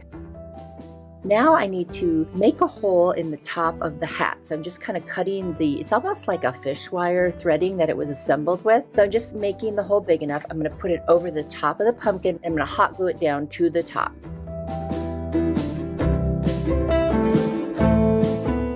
There's a ruffle around, so every 3 little humps of the ruffle, I make a cut, and then I'm going to hot glue down the hat to the very bottom of the pumpkin. Now, as I go, I start trimming the ruffle off and other pieces off so that it doesn't get so bulky at the bottom. And I'm going to just continue to do that all the way around the pumpkin. I do have to hold it for a while with the hot glue. I thought afterwards that maybe it would have been good to pin it down with something, but I didn't have anything handy. Now I've cut off excess and I'm putting the very final piece, down on the bottom, trying to flatten it as much as possible. And I realized this pumpkin won't stand on its own. And I found this cute little crate that I got at the Dollar Tree. I'm going to sand it off and I'm going to paint it with the fawn color. And I got my brush wet, so it's almost like a stain, and I'm going to wipe off the excess so you can still see the wood grain. Now when I painted the underneath, I didn't care about that. Now I'm going to use E6000 and hot glue and secure it very well to this crate so it has something to stand on, and you can put it on a shelf or whatever you want and it won't go anywhere. Now I'm going to take some nautical rope that I got at Walmart and I'm going to wrap it around several times just to kind of cover up any of the bulkiness of the pumpkin on the bottom. I've got this burlap from the Dollar Tree and I'm going to cut out a little bit and roll it up and kind of hot glue it to itself, and that will become my stem when I get ready to do that. Now, I'm going to get a couple of leaves from some pics I found either at Hobby Lobby or Dollar Tree. I'm going to hot glue those down to the top. I want to keep in that neutral theme, so I didn't want to get any bright leaves. And now that that's done, that looks really good on my pumpkin.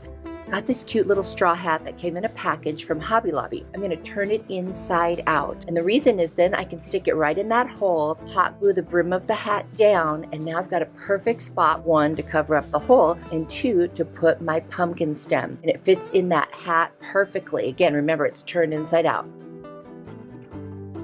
I have this cute little beaded garland from Hobby Lobby, wrapped it around my finger, cut off a piece, and hot glued it down on either side of the stem. It's so cute, you guys. I love this look. It just got tons of texture. Got a little raffia bow with a button in the middle. I also hot glued that right to the center. That's from Hobby Lobby also. And then I've got these cute little like laser cut wood things, and I've got pumpkins and leaves, and I just am attaching them to the front of the pumpkin and laying on the crate, and it just added such a nice little, accent. I'm so happy with how it turned out. I hope you guys like this one too. It was really fun.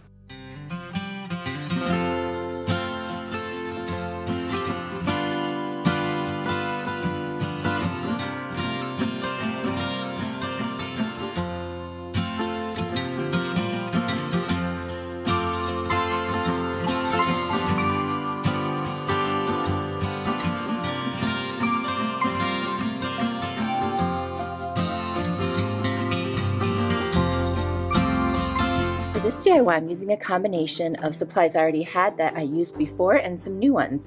So some of these little signs I had used before, so I'm taking off whatever I had on them. I'm sanding them down just to make sure there aren't any loose edges. And then I'm using this placemat that I got actually at the Family Dollar store. It was still only $1. And I'm going to cut out each of the mason jars so they're individual, and I'm going to cut off the greenery in it. I'm going to use the truffle colored chalk paint, and I'm just going to paint the top of each of these little signs because on those edges they have this really pretty plaid that looks really nice. So I'm going to let that show, and I'm going to do 2 coats. And I got this $1 little adhesive glue from Dollar Tree. I'm going to use a combination of that and hot glue to attach these together, and then I'll turn it over and make sure that they're reinforced in the back. And what I'm going to do is reinforce these seams with some little popsicle sticks. I'm just going to make sure that the little hanger is secure with some hot glue so that it's right in the center of what will be the top. I'm going to take some craft paper, cut it down to size, and hot glue it around the edges like I always do to finish off my projects. And then I'll trim around the edges to make sure it's nice and tight. And I'm also going to cut open that little area to make sure that the hanger is showing so that we can hang this up when it's all done, if that's what we decide to do. Now I'm going to take my mason jars and just figure out how I would like to position them. But before I attach them, I'm going to use some Waverly White wax, and I'm just going to dry brush across. I want these to look like wood planks. And so what I'm doing is just putting a little teeny bit on my brush, wiping most of it off, and then going ahead and dragging it across. And I really like the effect. It makes it look like it's really wood. And now I'm going to take my liquid adhesive and combination of hot glue, and I am going to go ahead and put down the mason jars. I'm also going to use my brayer to make sure that they are adhered on the whole thing. I'm going to do that with all 3 of the mason jars, and I think it looks really cute the way that they're positioned and just on the wood, so it looks like literally it's on pieces of wood planks. I'm going to also take some little thin jute twine from the Dollar Tree, and I'm literally going to hot glue it around each of the jars all the way around. And that kind of finishes off the edges instead of it looking like plastic, which it is. Now I'm going to take some really pretty fall greenery that I got in just different colors. I found the flowers at Dollar Tree, and then the other piece that looks kind of like wheat, I got that at Hobby Lobby on sale, 40% off. I'm going to cut them down real short, and then I'm going to hot glue them on so that it looks like they're coming out of the mason jars. And once I get all of that on there, I'm going to pull the leaves forward and cover up the stems so that you don't see those little stems and it looks like it's just coming right out.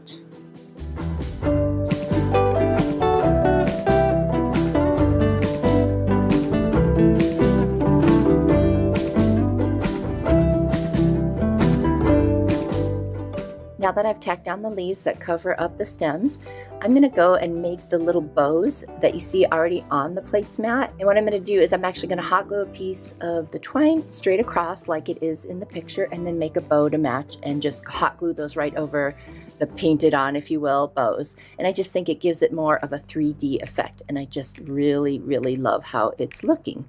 I had a lot of fun making this one. I'm super happy with it.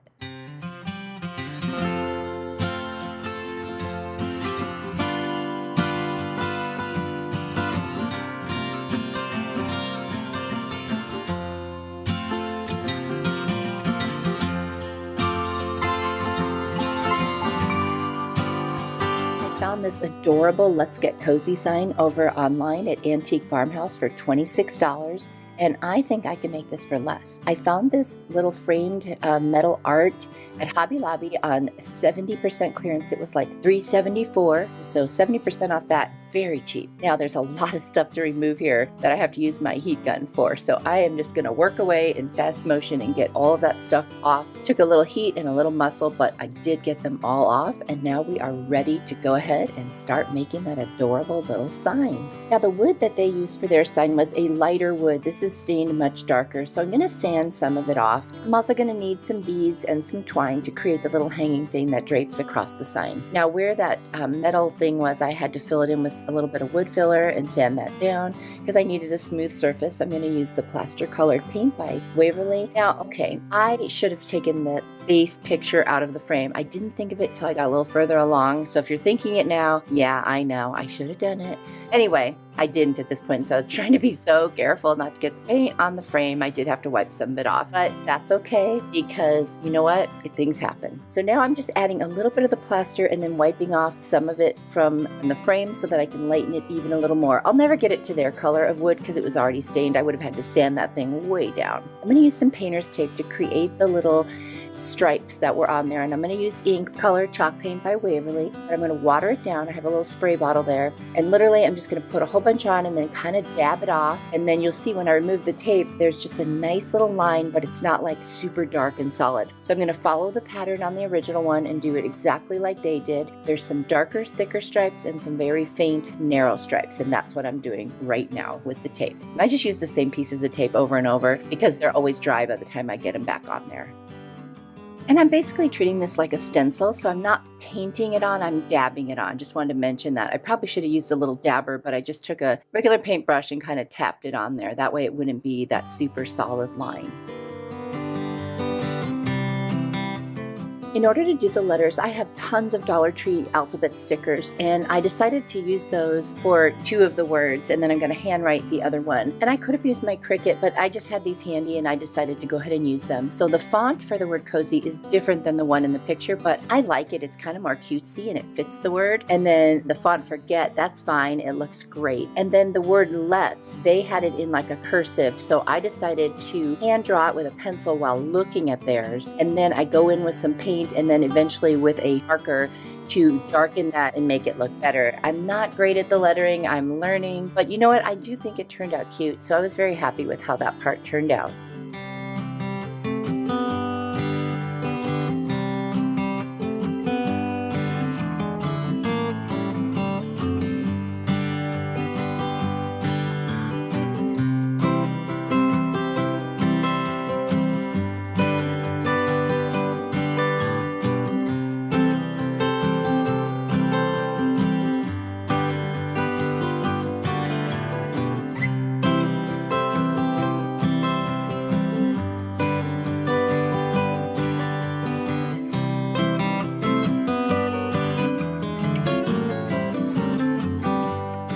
Next, I'm going to take the twine and the beads, and you don't paint the beads in this one, they just stay natural. So there's like a pattern. It's 2 beads and then a tassel, 2 beads and then a tassel, and then 2 beads. Now, I'm going very fast here, so what I'm going to do is in my description box, I will have a link for a very good tassel tutorial that I made months ago. I'm just going to do it quickly here and get this thing assembled. Once I have everything strung on the twine, I'm going to attach part of it to the back because it drapes over from the right side to the left side. And I'm just going to hot glue it down and make sure I don't cover up any of the words. And I even trim my tassels a bit just to make sure that I don't cover the words. And then I kind of tack everything down a little bit with a drop of hot glue to make sure it's laying exactly where I want it to. Sometimes I get excited when I'm making things and then I forget a step, which is putting Mod Podge over the whole top of the sign. So I had to move the tassels around a little bit, but I got it covered. And now I'm going to hot glue the sign piece back into the frame, which fits perfectly because I had just pried it out carefully. And this sign has turned out so cute, and I literally made it for less than $4. The original was $26. Let me know what you think.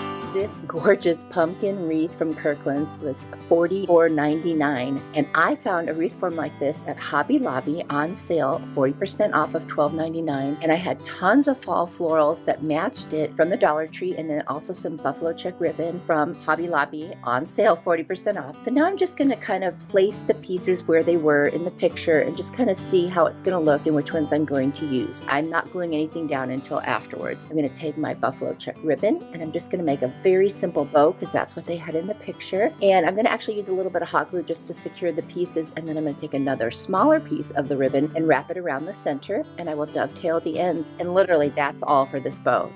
Super simple, which is a good thing because I'm a simple bow maker. I'm working on it. Trust me, I am trying.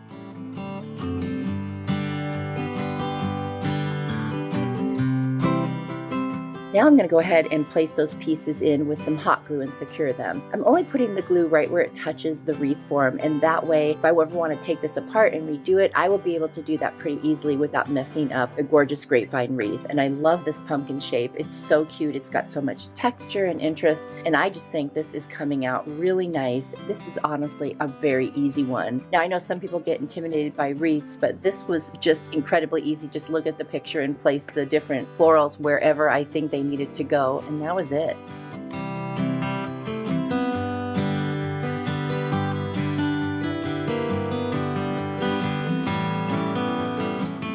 The last step is to hot glue the bow right in the center below the stem.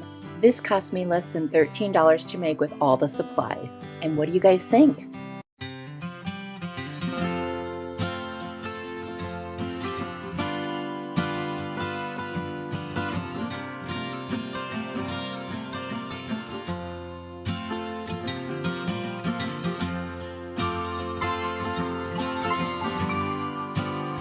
Found these adorable little book stacks for the fall, and you could make any one you want or any combination, and that's kind of what I did.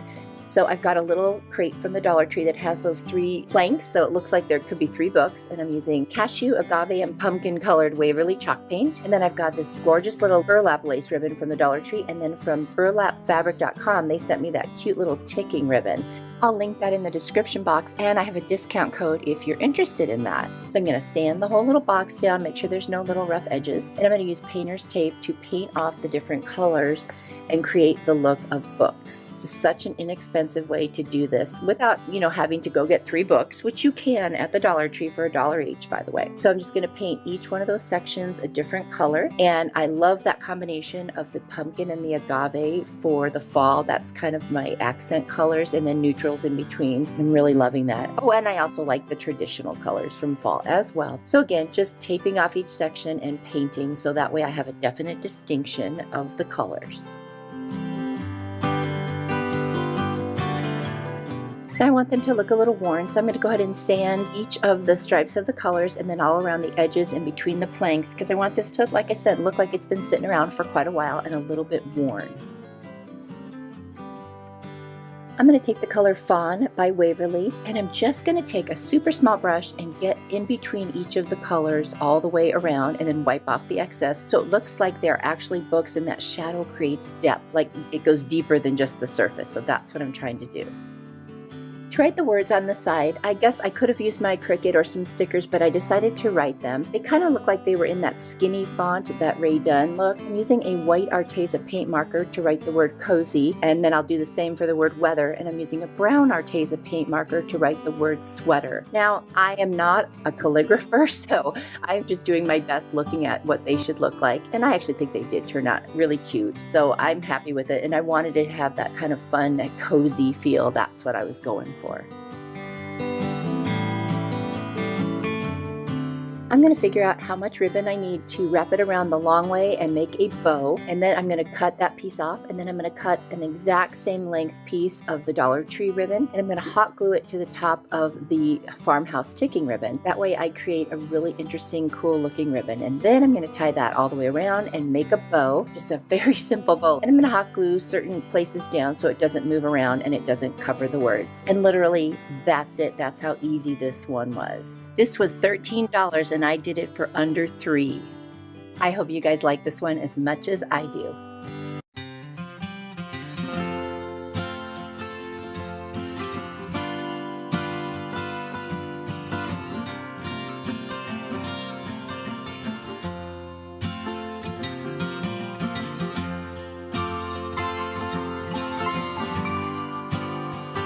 3 different size pumpkins. They are all from the Dollar Tree.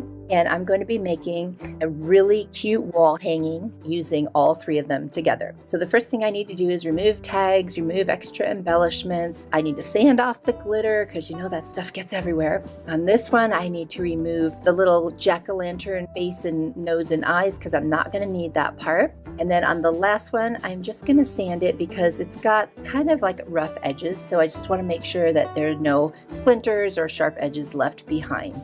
Next thing, I'm going to take the first pumpkin that I'm going to get ready to use, and I'm going to use my White Kills primer paint just to put down a coat of white because I'm going to be putting tissue paper over the top, and I don't want the wood grain to show. I want it to be white underneath. And I've got this gorgeous buffalo plaid tissue paper that I think I got at the Dollar Tree, and if I didn't, it was Michael's. I wish I could remember. I'm just going to use my Mod Podge, and I'm going to go ahead and I'm going to do half and then the other half because it's a lot easier when you have a bigger piece to do it in pieces. So I'm just going to go ahead and lay down the Mod Podge, smooth my tissue paper over the top, flip it around, and do the same thing to the other side.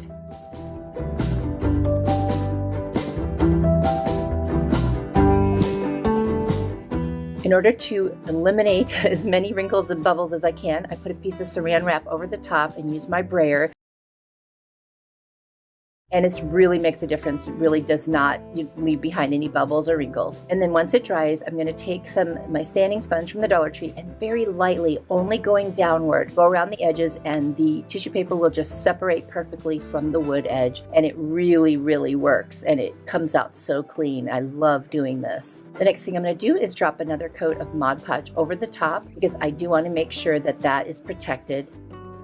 And then I'm going to go on to the next pumpkin. This pumpkin, I'm going to use the pumpkin color chalk paint by Waverly. And I'm using the back side because I don't want to use the other side that had the glitter and stuff on it. And I'm going to go ahead and do several coats until it's covered perfectly. And then I'm going to take my plaster chalk paint and a little round dabber, and I'm going to put polka dots all over this pumpkin. And then I'm going to do each one twice to try to make it a little darker. And then I go back in with a little art brush and fill them in so that they're a little more solid because I kind of like that look better. And moving on to the last little pumpkin, I'm going to put some Mod Podge down, and I've got this super cute shiplap looking scrap of paper. I'm just trying to figure out where I want to lay it. Because this is paper and not tissue, I can just do the brayer right over the top without using any of the saran wrap. I'm going to trim around the edges, do the brayer again, and then I'm going to use a blade and get a better, closer cut.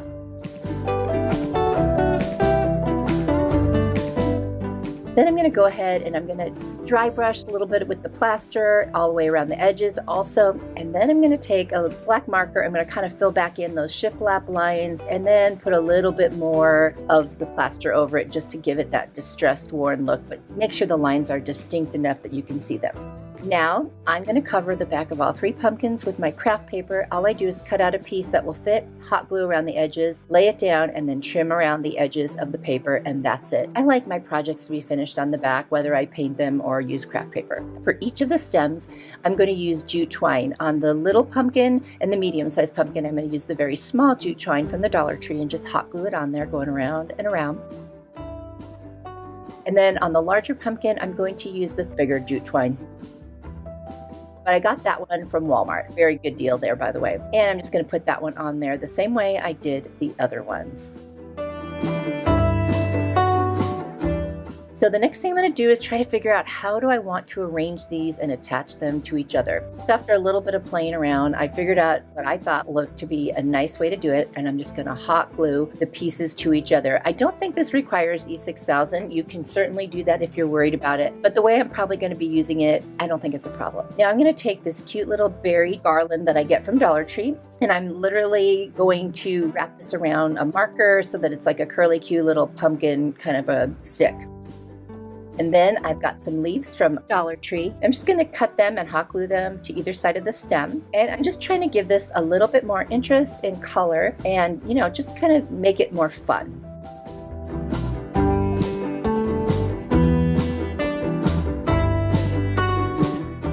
And then I've got some really cute little leaves that I got at Hobby Lobby on clearance, 40% off. And I'm going to add them to each of the pumpkins. And I just think that adds a really nice texture and just a whole kind of other level that, for me personally, I just really like the way it looks.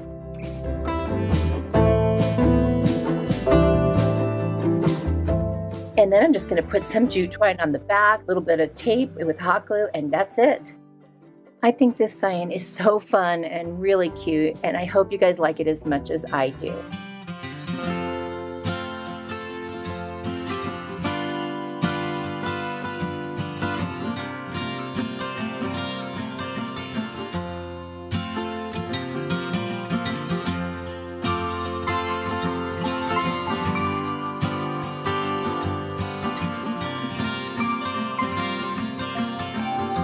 Three little kind of box frames. Two of them are from the Dollar Tree, and one I got on huge clearance for 79 cents at Hobby Lobby. You aren't going to believe what I'm going to do with these, because I just saw this on one of my favorite YouTube channels, Chalk It Up Fancy. They didn't do this exact thing, but it inspired me to do this. I'm also going to use some wood beads and some little square wood blocks from the Dollar Tree, and I end up just using the little jute twine there, and then the pumpkin color chalk paint from Waverly, and the agave color chalk paint from Waverly, and the cashew colored chalk paint from Waverly.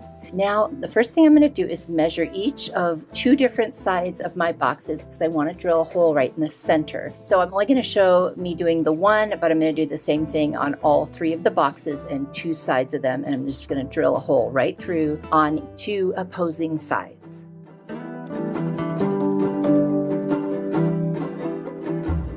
Then I'm going to use my heat tool, and I'm just going to get rid of all the little stickers and price tags.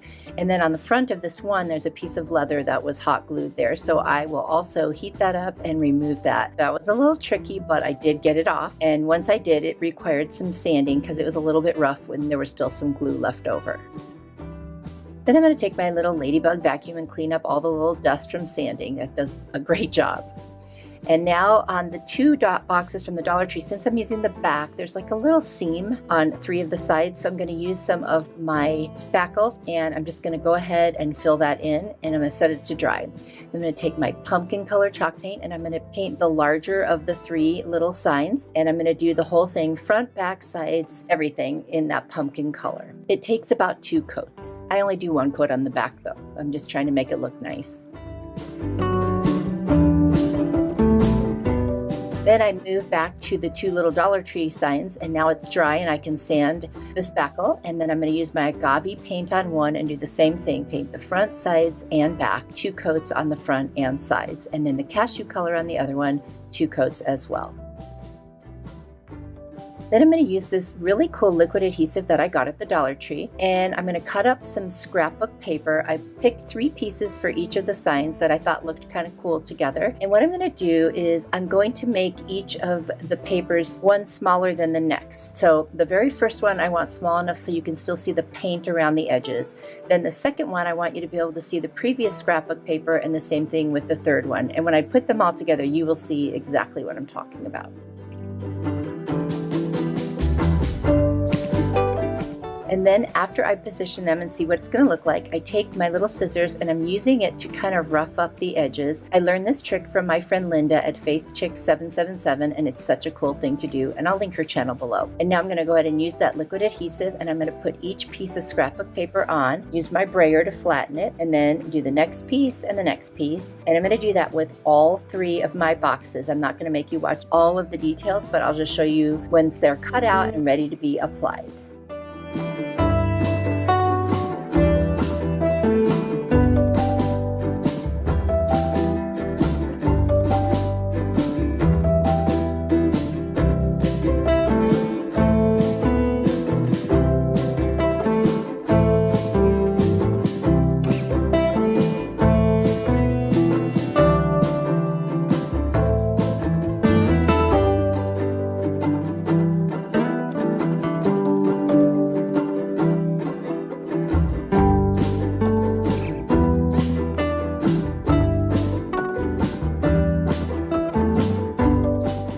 Now that all my scrapbook paper has been applied, I'm going to use Antique Wax by Waverly, and I'm going to mist my brush with some water, and then I'm going to paint the little square blocks as I'm going to create pumpkin stems. Now I also want to do the beads, so what I'm doing is spraying some of the water inside this little bowl, and then getting my brush full of the antique wax, and then going ahead and painting them all inside the bowl.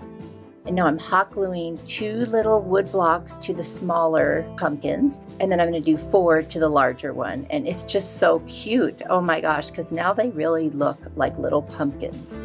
Next, I'm going to take my jute twine. I'm going to try putting some hot glue on the end and see if that'll work to thread it through the holes on the signs. It only works for a couple of beads, and then I end up having to put a little tape around the end, and that works much better. So I'm going to pull it through, as you see, through the back, and then I'm going to pull a bunch of slack on the twine, and then I'm going to string it through the other 2. So the larger one will be in the middle, but I'm using some beads as like a pattern. So 2 small ones and a larger one, putting the next sign on, and then doing the same thing. And I'm going to add beads to each end, and then I'm going to make tassels. Now I have a video that I will link in the description box that goes into great detail about how to make a tassel, but just for the purpose of this video, I'm going to do it quickly, and then you can always go there if you don't already know how to make one, and then it will show you in detail. But for now, I'm just literally making 2 tassels that I wrapped around my fingers 15 times each. And now I'm trimming the little tails of the tassels, and then I'm going to tie them on to the ends of each side of the signs. And of course I knotted it first so that the beads couldn't fall off. And then I'm going to add 3 more beads to the ends, and that's it, you guys. And I absolutely love this one. It might be my favorite. Let me know what you think.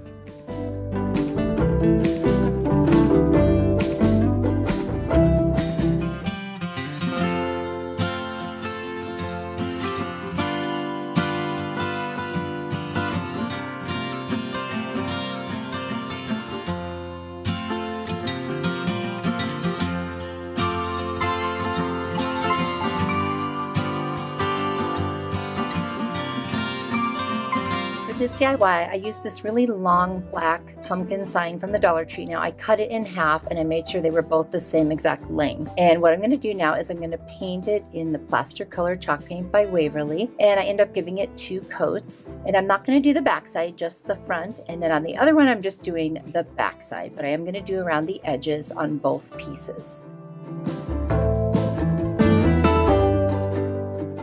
Next, I need to trace out that little pumpkin because I want to put a piece of scrapbook paper there, which I have right there. I'm going to use that liquid adhesive, and I'm going to just attach it right to that inside part. And then I'm going to put my top piece back on, and I have a little buffalo plaid pumpkin sticker, and I'm going to attach that right there. And then I'm going to hot glue the top piece to the bottom piece. And now I've got a nice thick sign. And I'm going to use my agave chalk paint by Waverly to dry brush right over the surface and then heavily around the edges. So dry brushing, just put a little on my brush, wipe most of it off, and then drag it across the surface. I accidentally glued the 2 pieces together before I put another hole through. So I used my little pokey tool from the Dollar Tree, and I was able to get a hole going through the other side and put the hanger back on. And now I'm using some Dollar Tree stickers, and I'm going to spell out hello, and then another set of stickers to say pumpkin. And then I'm going to cover this sign with Mod Podge, and that's it. And it's so simple, but it's so cute. And I love the agave because I'm using the pumpkin color in the agave in my decor, and I'm just really loving the combination. You'll have to let me know what you think and what colors are you decorating in if you are decorating for the autumn or fall, however you describe it. I'm just curious to know what people are using this year. There's just so many options. Or do you just go traditional, which I love as well?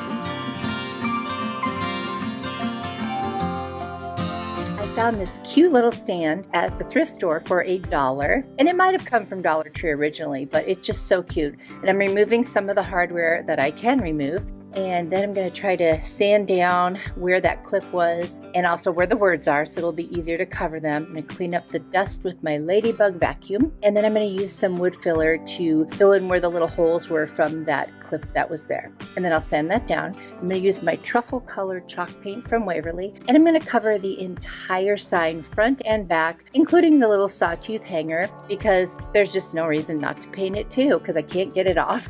And then after I do the back, I'm going to do the front, and I do 2 coats to get this really covered nicely the way that I want it. I'm using these little foam dice from the Dollar Tree, and I'm going to cut a piece that's about maybe 1/2 inch thick. And I'm using just a little blade, and I just go around and around until I get to the middle, and then it just eventually cuts right off.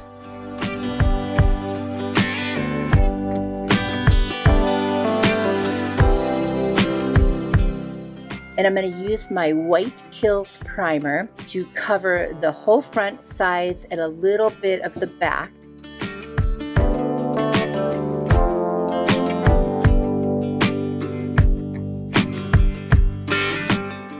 And once the primer is dry, I'm going to use this Folk Art Cottage White chalk paint, and that's the color that I'm going to make it. And there's going to be 2 of them, and they're meant to be little marshmallows. I'm going to cover them in Mod Podge to seal them and make sure that they are a nice smooth surface.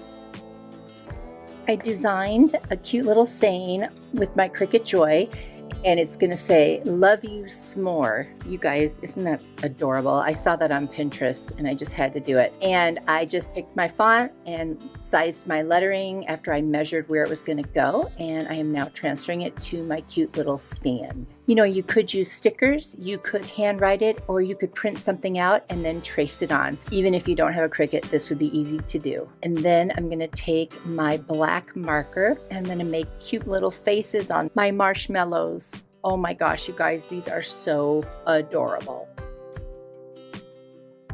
Now all that's left to do is hot glue the marshmallows right to my little sign. And I love this because you can hang it or you can use the little stand. Isn't it adorable? One last thing I did decide to do, I'm going to go ahead and use that white chalk paint again, and I'm going to take a makeup sponge and I'm just going to sponge around the edges. I just think it looks like a little more framed and finished that way, and it was super easy to do. And when I think of s'mores, I think of fun fall nights.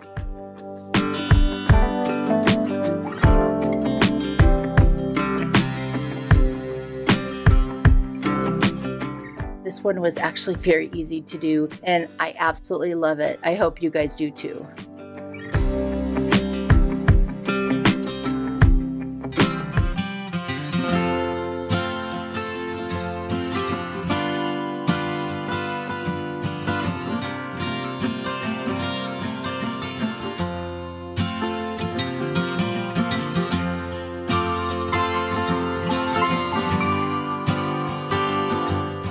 Super cute wood hanger with these 4 little indentations on it at the Target dollar spot for $5. I've also created a free printable, which I will have a link for, and feel free to go down in my description box and grab that if you would like to use those. I'm going to use my plaster chalk paint by Waverly. I'm going to paint both sides of this and the edges as well, just not inside the little circles. I'm going to actually end up using the pumpkin color from Waverly to paint the inside of the circles and the little edges within them.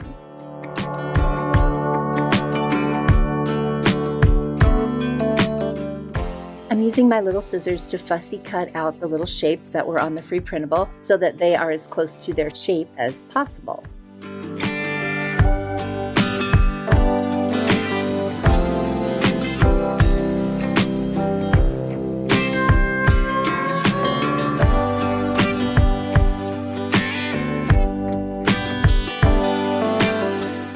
I'm really loving adding scrapbook paper and other kinds of paper to my home decor project. So I'm using this cute scrapbook paper. It's kind of like an argyle, and I have 2 different colors of it. And I'm just going to trace out the circles so that I have 4 little cutouts to fit inside those little circle indentations. And I think that's just going to look so cute, especially when I put the little cutouts on top.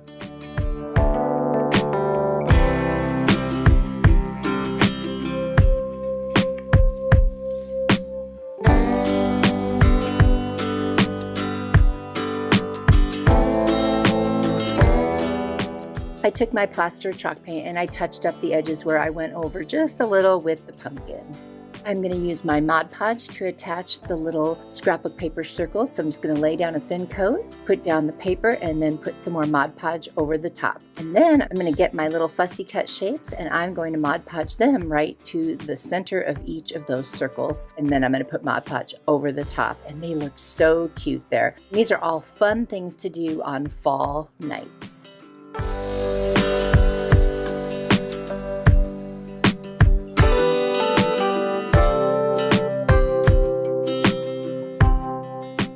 I recently bought a bunch of cute little embellishments at Hobby Lobby on 40% off clearance. I've got these adorable leaves, I've got little flowers, all kinds of things, and I'm just going to pick the ones that I like. I'm going to hot glue them in different places on the front, and then I'm going to also pull out some cute little flowers that I got, and I'm going to attach those, and I just love the way it looks. It's very festive, and the colors are so fall. It's just really, really cute. And then I'm going to use some rub-on transfer letters from the Dollar Tree, and I'm going to spell out fall. And then after I did that, I realized, oh, I think I want to say hey fall.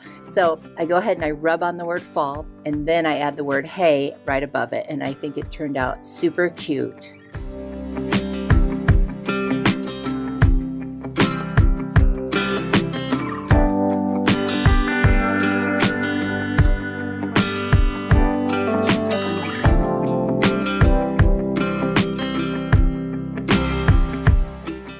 I'm going to add back the little leather hanger that it came with, and then I've got these cute little raffia bows with a button in the middle that I got also at Hobby Lobby, and I'm just going to hot glue it right where the hole is at the top and just tack it down, and that's it. I'm really happy with how it came out.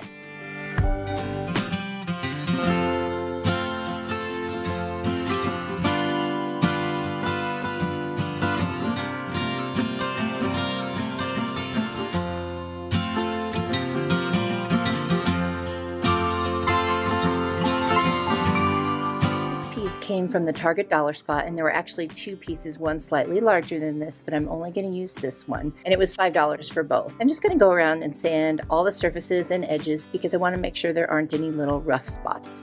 And then I'm going to take that cottage white chalk paint from Folk Art, and I'm going to, not heavily, but kind of medium coverage. I want to turn this into more of a whitewash looking little crepe piece.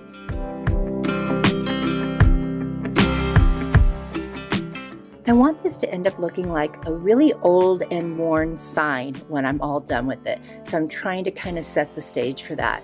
I'm going to use my Arteza markers. This one is brown, and on the first row of the planks, I'm going to write the word pumpkins. And then on the third one, in cursive, I'm going to write hay rides. Now, my Y, I didn't leave myself enough space to go down, so unfortunately, it got a little squished. I'm going to go over each of these words with my orange paint marker from Arteza. I'm going to do a lot of layering here and sanding and removing because I'm really going to do whatever I have to do to get till it looks the way I want. Now I'm using a black Arteza paint marker. It's running out of ink if you can't tell, but that actually worked to my advantage. And I'm writing the word apples, and I'm trying to write them all slightly different from each other. And I always say this, I am no calligrapher, but I am working on getting better at my hand lettering. So now I'm just going to darken them up a little bit, and you'll see I'll darken them, sand them off. I'm going to do all kinds of crazy things until I get it the way I like. And that's the fun with crafting. You can do whatever you want until it looks like what you want it to look like. Now I'm making a little arrow down on the very last plank. So it's like a little crate sign telling you where the pumpkins, apples, and hay rides are located. And this Arteza paint marker is silver.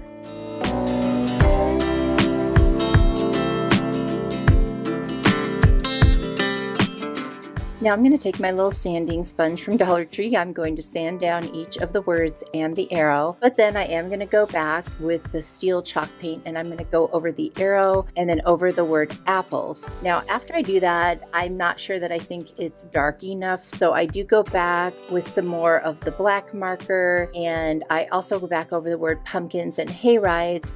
Basically, I'm just kind of going back and forth, like I said, because until it looks like what I envisioned, I'm just going to keep playing with it. Now, I do finally get there, by the way. And I also do a little bit of dry brushing with the steel paint, and then I also take a makeup sponge and I do a little dry brushing with the white, which is starting to get me closer to what I want because it looks a little more worn. But then a couple of the layers got a little too worn, so I had to kind of touch them back up. You'll see. I'm not going to talk about it anymore. I'll just let you watch me go back and forth until I get it the way I want it.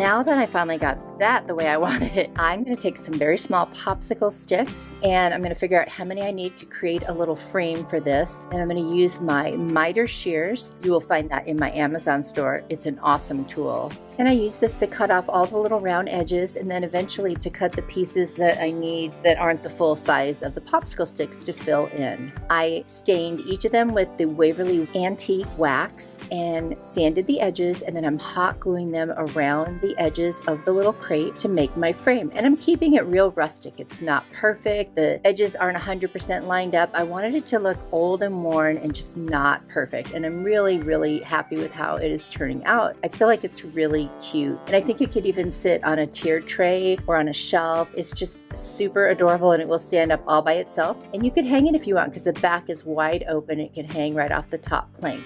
Now I'm sanding around the edges and that's it. I hope you like it.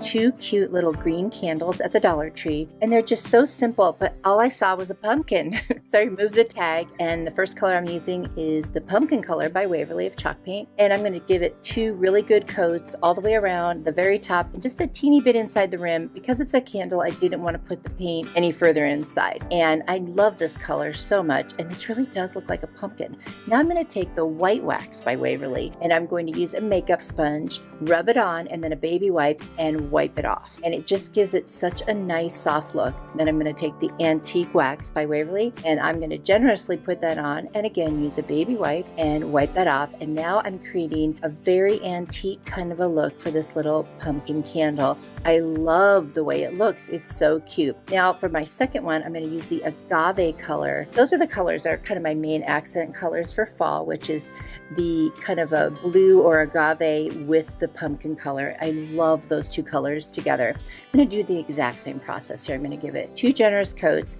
then I'm going to use the white wax, put it on and wipe it off with a baby wipe, and then I'm also going to use the antique wax, put it on and then wipe it off with a baby wipe. And you guys, I love the way this turns out. This is so simple. You could do this with any ceramic piece. So I hope you do get to try it because I love the way it turns out. You'll have to let me know what you think down in the comments.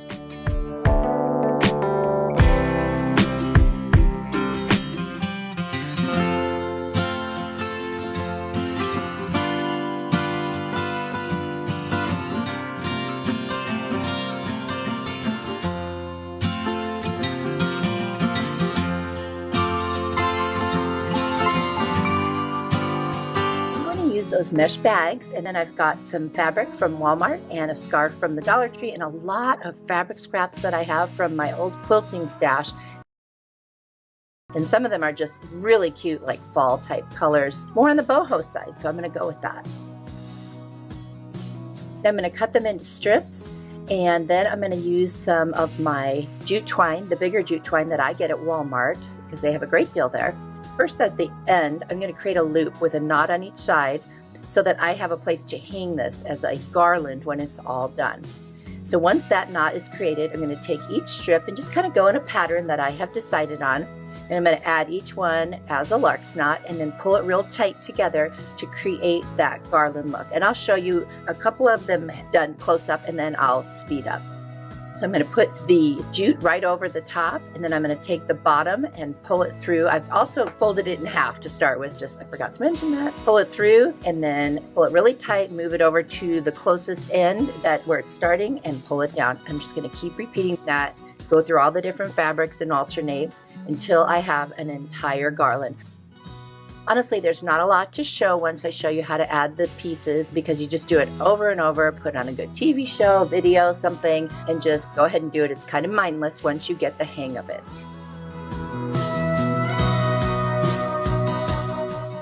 After I got all of the pieces on, I made another loop at the other end with knots on either side. And now I'm just trimming some of those linen bag pieces because they stretched really long and I want to try to make these all pretty close in size. I absolutely love how this turned out. It's so boho fall. Let me know what you guys think too.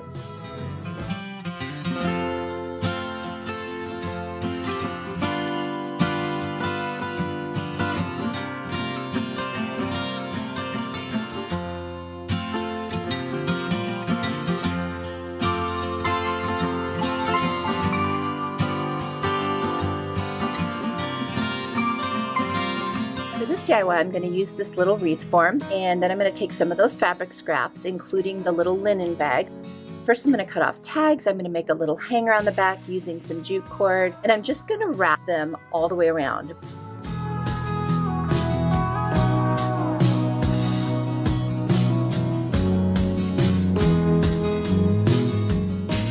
I'm going to use some of this burlap from the Dollar Tree, and I'm just going to cut some little strips, and then I'm going to fray the edges by removing a little bit of the pieces all the way around. And I'm going to use these little laser cut leaves that I got at Hobby Lobby on 40% off clearance, and I'm going to hot glue them all the way around the wreath, just to give it that combination of color of the teal and the orange. I love that together, and I just feel like this kind of gives it a little bit of that boho vibe at the same time as fall. I have these super cute little straw hats made out of burlap, and I'm going to cut off one side, and then I'm going to hot glue 3 of them to the top of the wreath, and I just think it adds such a cute little touch. Even though it's not a scarecrow, it makes me think of a scarecrow. I have these really pretty pics from Hobby Lobby. They were $5.99, but with 40% off. It's a little expensive, but they're really nice. I'm just going to cut apart some of the pieces, and I'm going to use the leaves to create a little kind of a pattern. So one on each side, and then I'm going to put some of the little berries, and I've got this little red truck from the Dollar Tree. I'm going to paint it in the agave color, and I'm going to just take off the little wire hanger. I'm going to darken in the tires with a black marker, and then I'm going to remove that little yellow flower with the leaf on it, and I'm going to go ahead and hot glue that right to the kind of bottom right of my wreath.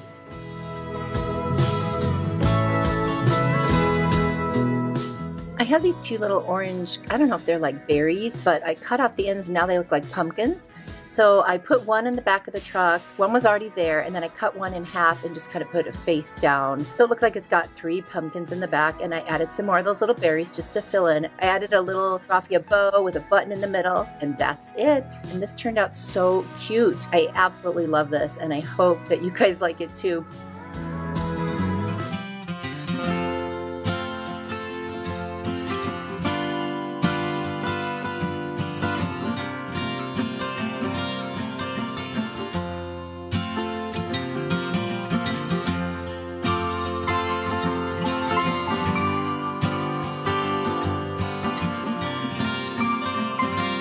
I'm going to use that little blessed mug. This is a cord like kind of cover from IKEA. I cut a little piece off, and then the terracotta pot, those 2 are required. I will also end up using my agave chalk paint, and I'm going to paint the bottom first, and then I'm going to get that dry with my heat tool from Amazon. And then I'm going to paint the whole terracotta pot in the agave. And I'm going to go on the inside just a little bit because I'm going to have rocks in there, so I don't need to go all the way down for that. Once I finish painting with the agave, I'm going to go in with my Waverly White wax to kind of whitewash it and give it a little bit of, it's not really a distressed, I guess we'll just go with whitewash look. I wanted it to have kind of like a boho fall theme, and I felt like this kind of gave that to me a little bit. Just made it a little more interesting. Now I'm just trying to figure out how do I want to get this cord cover to stick, and I really want my little mug to kind of be floating, kind of popping out of it. So I'm going to use some E6000 and some hot glue to get that little cord cover thing to stick inside of the pot. But I'm also going to put rocks in there to help secure it as well. But that definitely gets it to stay so I can work with it while I'm doing all of this. And I'm going to hold that until the hot glue dries so that way it's nice and secure. I'm going to take those rocks from the Dollar Tree and I'm going to put them in. Now I do take them out a few times so that I can paint some things, and it's just easier to work without them in there, but I needed to get it in there just so I could see how this was going to look. And I'm taking a little piece of scrap wood and use my miter shears from Amazon, and I'm going to cut it down so that it will fit on the bottom of that little baby mug. And then I'm also going to attach that with E6000 and hot glue to the bottom of the mug. I'm going to paint it with the agave. In case you see it, at least it'll match with the rest of it. And now I'm just attaching it to the bottom of the mug. Once the hot glue dries, then I'm going to cut another little piece of wood to actually sit inside the opening of that cord cover because I need something to attach the wood that's on the bottom of the little mug to that cord cover. So I get it cut out with my miter shears, I paint it with the agave, and then I'm also going to glue that in, and then I can glue the two pieces of wood together and I'll have a much better seal because of that. There's more surface now.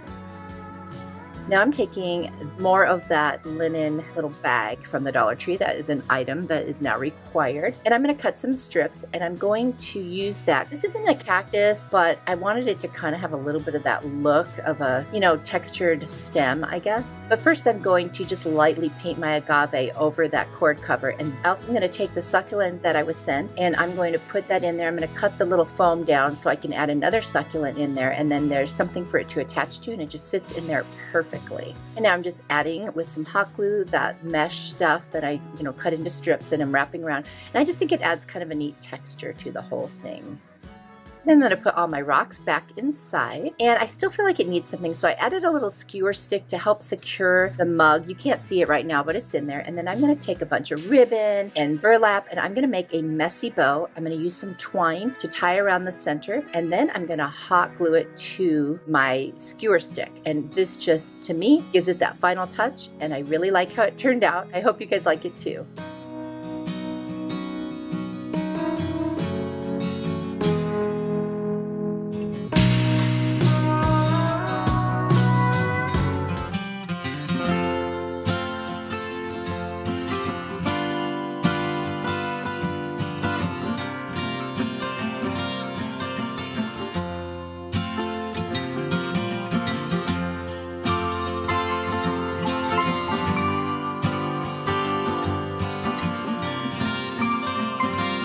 For this DIY, I'm going to use an empty spice container, which was actually from the Dollar Tree. And then I've got these cute little pics from the Dollar Tree. One is called Bittersweet and one is Cattails. And they're so cute. They really did a good job this year with these. And then I've got a few more strips of my fabric and scarf left over, and then some of my little linen bag. And then I've got these cute straws that were sent to me.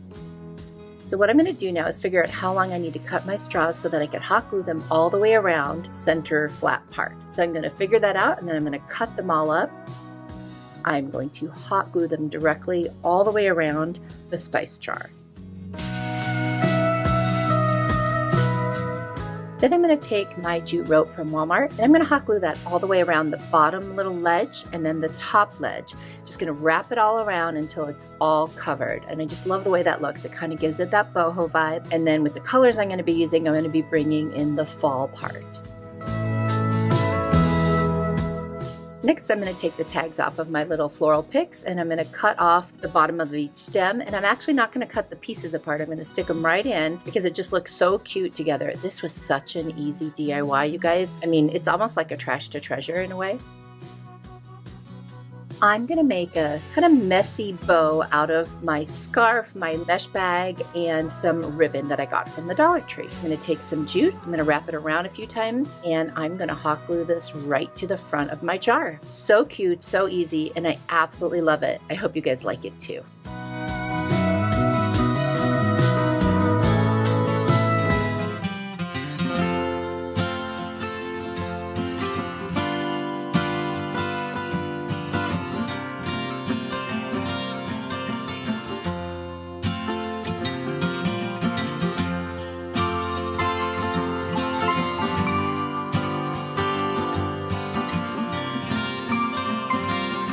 Found this beautiful fall picture on the Kirkland's website, but it was $40 and I think I can do that for less. I'm going to use this picture frame and picture that I found at Hobby Lobby on 70% off clearance. And it's got good bones. It was $6.49 before the clearance price. I am going to take it and I'm going to first of all get rid of those hangers and rope because they're on the wrong side. This needs to be more long ways going up and down. I'm just going to move them around. I'm going to use the Waverly ink chalk paint, and I'm going to cover the whole entire front of the sign. And I just took a little more than one coat, just touch-ups here and there, but that took care of that. Then I'm going to touch up the frame and make sure everything is solid. Now in the original picture, it was a wood grain frame, but I really didn't want to sand it down that far, so I'm going to go with the black. And then I have this really cool like buffalo check paper that I got at Hobby Lobby. It was on 40% off clearance in the teacher section, and it's like wrapping paper. I'm just going to use some Mod Podge, and I'm going to put that on after I cut out a piece that would fit, and use my brayer, which is in my Amazon store, to roll it on and try to get rid of any wrinkles. Once I get the whole thing on there, then it's ready for me to start working on the embellishments. So the first thing is a tag, and I had this little metal tag from the Dollar Tree. I'm going to paint it with the white chalk paint from Folk Art, and then I'm going to use a ruler to figure out 1/8 of an inch all the way around so I can connect the dots and draw the line, and the tag will say Happy Fall. And I'm just going to use a black permanent marker and just freehand it.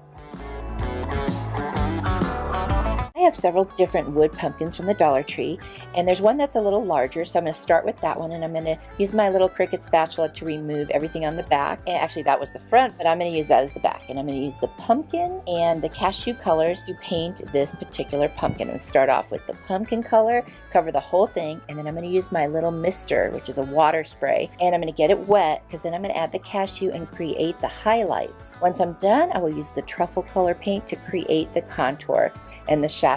And what that does is makes the pumpkin appear kind of 3D, and you can see the little curves in the pumpkin. And I just keep playing with it until it looks the way I want, and I just keep going back and forth between the cashew and the truffle to get that 3-dimensional look that I'm going for. Moving on to the next pumpkin, I am going to just remove those 3 pieces on the front that make it a little thicker, and I'm going to use the back with my agave chalk paint to cover the whole thing, and then I'm going to pull in some steel, but I'm not too happy with how the steel looks, so I end up switching to white because I like the way that highlights better. I'm going to pull back in the truffle for some shading, and that is going to make this one look 3D as well, and I love the way it turned out.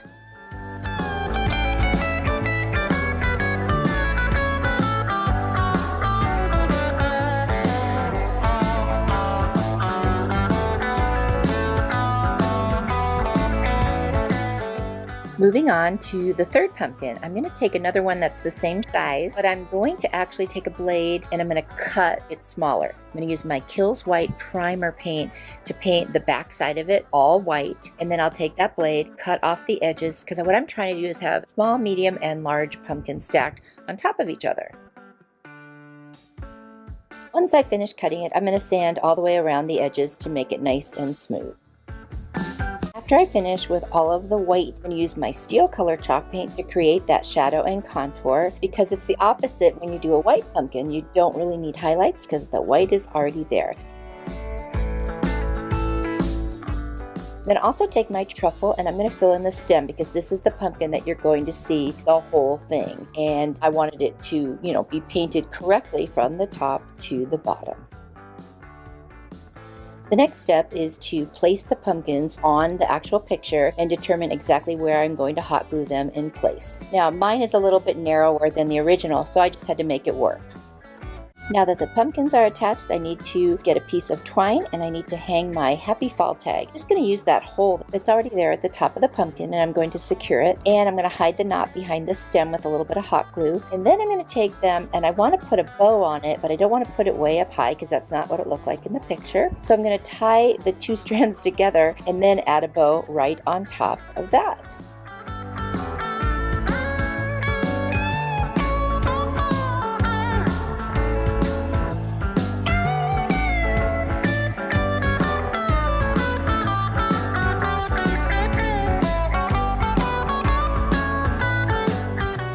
I'm going to trim the twine, and then I'm going to tack down the ends so that they lay exactly the way they did in the picture.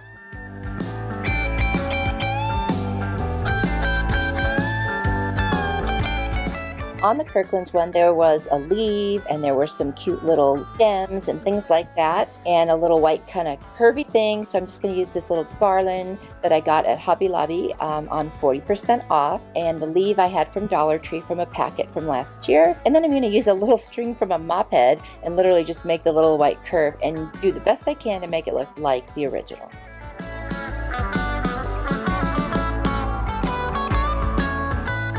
I'm so happy with how it turned out. No, it's not exactly like the original, but super close. Let me know what you think in the comments.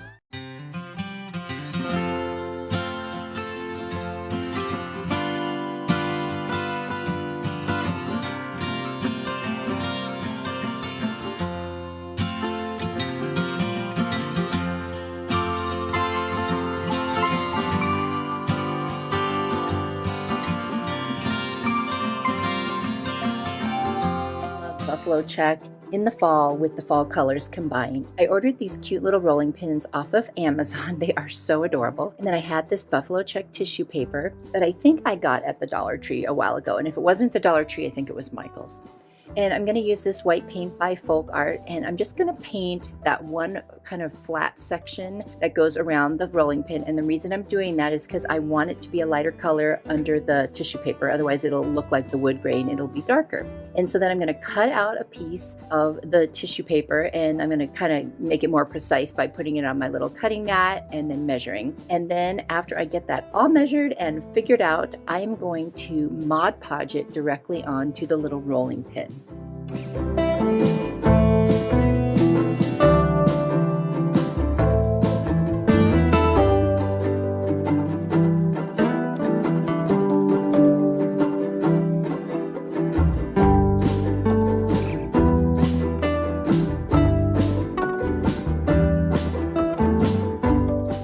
And I'm just being really careful to rub it down so I won't have any little wrinkles or bubbles. And because it's such a small surface, it's pretty easy to do that. And once I get the whole thing attached and I trim off the excess at the end when it comes together, I'm also going to add a layer of Mod Podge over the entire thing just to seal the whole thing in and make sure that it stays very nicely attached to this adorable little rolling pin.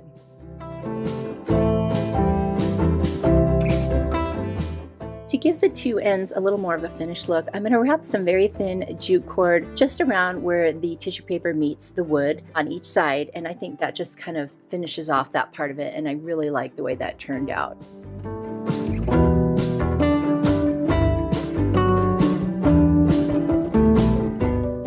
I have these really cute die cut leaves that I got at Hobby Lobby on 40% off clearance, and I'm just going to add 3 of them across the middle with hot glue, and that is it. So simple and so cute.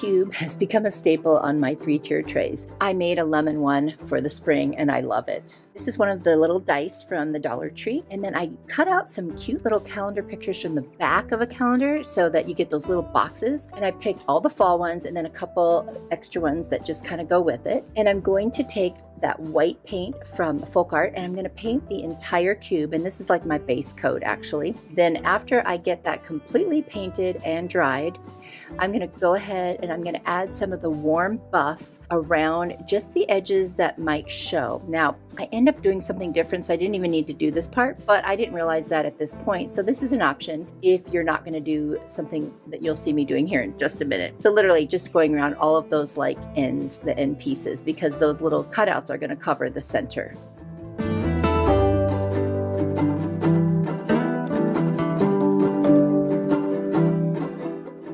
I'm just deciding where I want to place each of my little square pictures, and I'm actually going to hot glue them on and go around all of the edges and make sure that it's laying as flat as possible. I probably should have trimmed them just a little smaller, and then it would have laid a little better, but you know, I wanted so much more of the picture and I didn't want to give up any of it. So I made it work and just kind of worked a little harder with the hot glue to keep it down. Then I'm going to go over the entire cube with Mod Podge and just heavy coat of Mod Podge to fill in any little gaps. Then I am going to take some nautical rope that I actually got at Walmart, great deal if you buy it there, and I'm going to lay a piece of that rope around every square, and that's why I didn't actually need to paint the warm buff, but I decided to do this after the fact. So this is another option. You can either paint that color in between or you can use the rope. I'm loving the rope, especially for the fall. So I think this was such a great way to go, and I'm just thrilled with how it looks.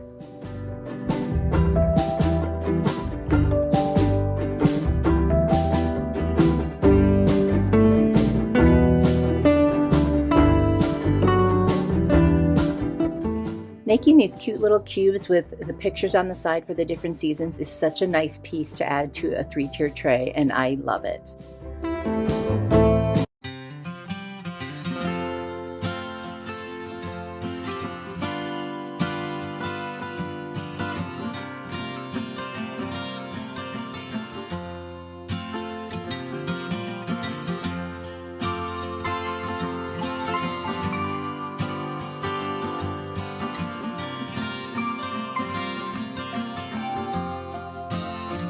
DIY, I'm repurposing a previous DIY that I'm not really using anymore. It's that little frame. It's kind of like a box frame, and I'm using some scrapbook paper and a little sticker that I got on 40% clearance at Hobby Lobby. And what I'm going to do is, first of all, sand all around the edges, and I'm going to sand the front because there's a lot of paint on there, and there's also a couple ridges I wanted to get rid of. So I'm going to use my sanding sponge from the Dollar Tree and take care of that, and then I'll clean up all the sawdust with my little ladybug vacuum. And I'm going to use this color called Fawn. It's a Waverly chalk paint, and it's like a beige, kind of a darker beige, and I'm going to paint the entire frame and the back also, and then the top and the inside sides, if you will. So everything but the face, basically, I'm going to paint with this color.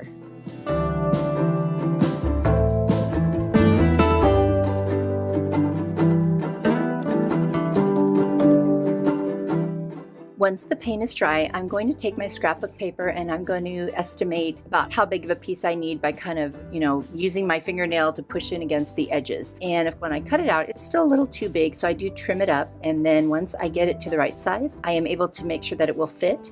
And then I take it out and I put some Mod Podge down, and I'm going to go ahead and then attach it. And I'm going to add another coat of Mod Podge over the top just to make sure that it's nice and secure in there.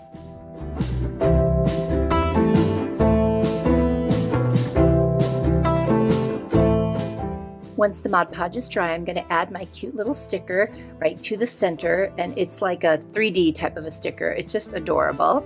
Then I'm going to take these die cut leaves and some beautiful little paper flowers that I also got at Hobby Lobby on 40% clearance. And I'm going to pick a couple flowers and a couple leaves, and I'm just going to position them inside the little box frame, and I'm going to hot glue them down, and that's it. This was so fun and easy, and it's adorable. I absolutely love it. It's going to look so cute on my 3-tiered tray.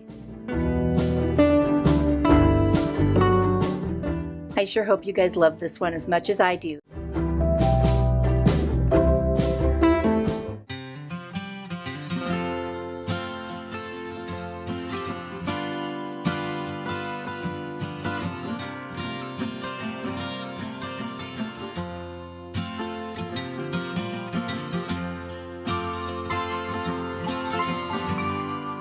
Now that fall is here, I decided that I needed to do some new pillow covers. And now I had purchased these from Amazon, but I thought with some cute little dish towels that I bought at Hobby Lobby, maybe I could make some myself and do it without sewing. Now I have a sewing machine, but I wanted to try this because I've seen other people do it. I wanted to see just how easy it was. Looking at the ones that I already have, and I'm kind of gauging how I might want to arrange my two different ones. So that's why you see the old one underneath, and I'm kind of laying the other ones on top, and deciding how I might want to position them and how it would look best. And I love those tassels, so I really wanted to incorporate them. The more I play with it, the more I realize what I want to do. Now my pillow covers that I already had were a little bit too big, so I knew I needed to make them slightly smaller. I'm also going to grab the pillow that I want to cover, and I'm going to try to put that down so I can make sure I put enough fabric there.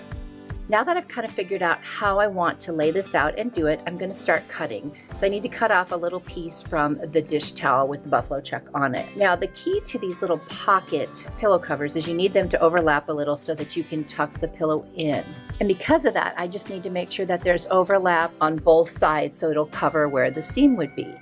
Now I'm going to hot glue down a double hem on the rough end that I just cut. It'll look nice and clean that way.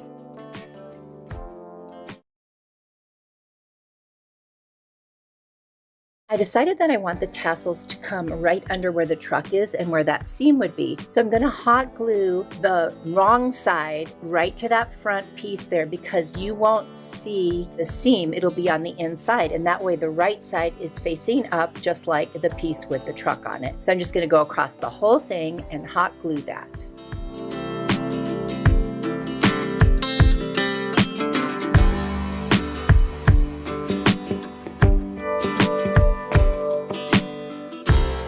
Now that I have that done, I want the tassels to lay down so they don't pop up over the truck. So I'm going to untangle them and individually hot glue the knot of the tassel down. And I'm going to do that all the way across, and that will also make sure that everything just lays really nice and even. Now this wouldn't be an issue if I didn't have tassels on here. It would be much easier just putting the wrong sides together, gluing them and so forth. But because I wanted to position the tassels in a certain way, that's why I'm having to go through this extra step. And I did want to mention that I'm using the Gorilla hot glue sticks because they work so well, and I know that they can actually go through the wash and it'll be fine. I just wouldn't put it through the hot dryer.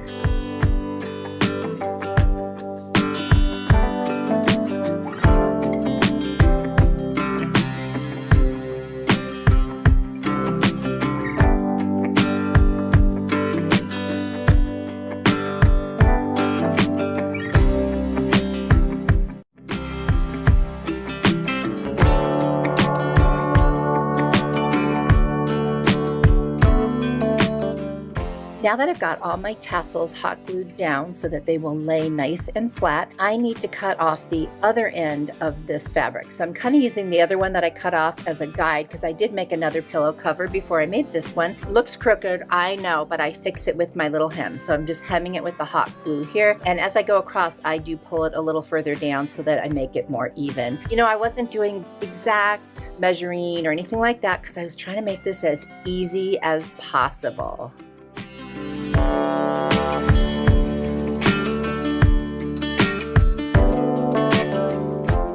Now that I have all of my fabric attached to each other, I'm going to again check the pillow and make sure that I fold it over at the right length so that I have enough to create a flap for the pillow, and then also so that I can, line up the seam. So right now that's what I'm doing. I've lined up the seam on the plaid one, and I'm going to go ahead and hot glue that across. I'm going to do that on both sides before I do the other one because I want to double check again to make sure that the pillow is going to fit in there.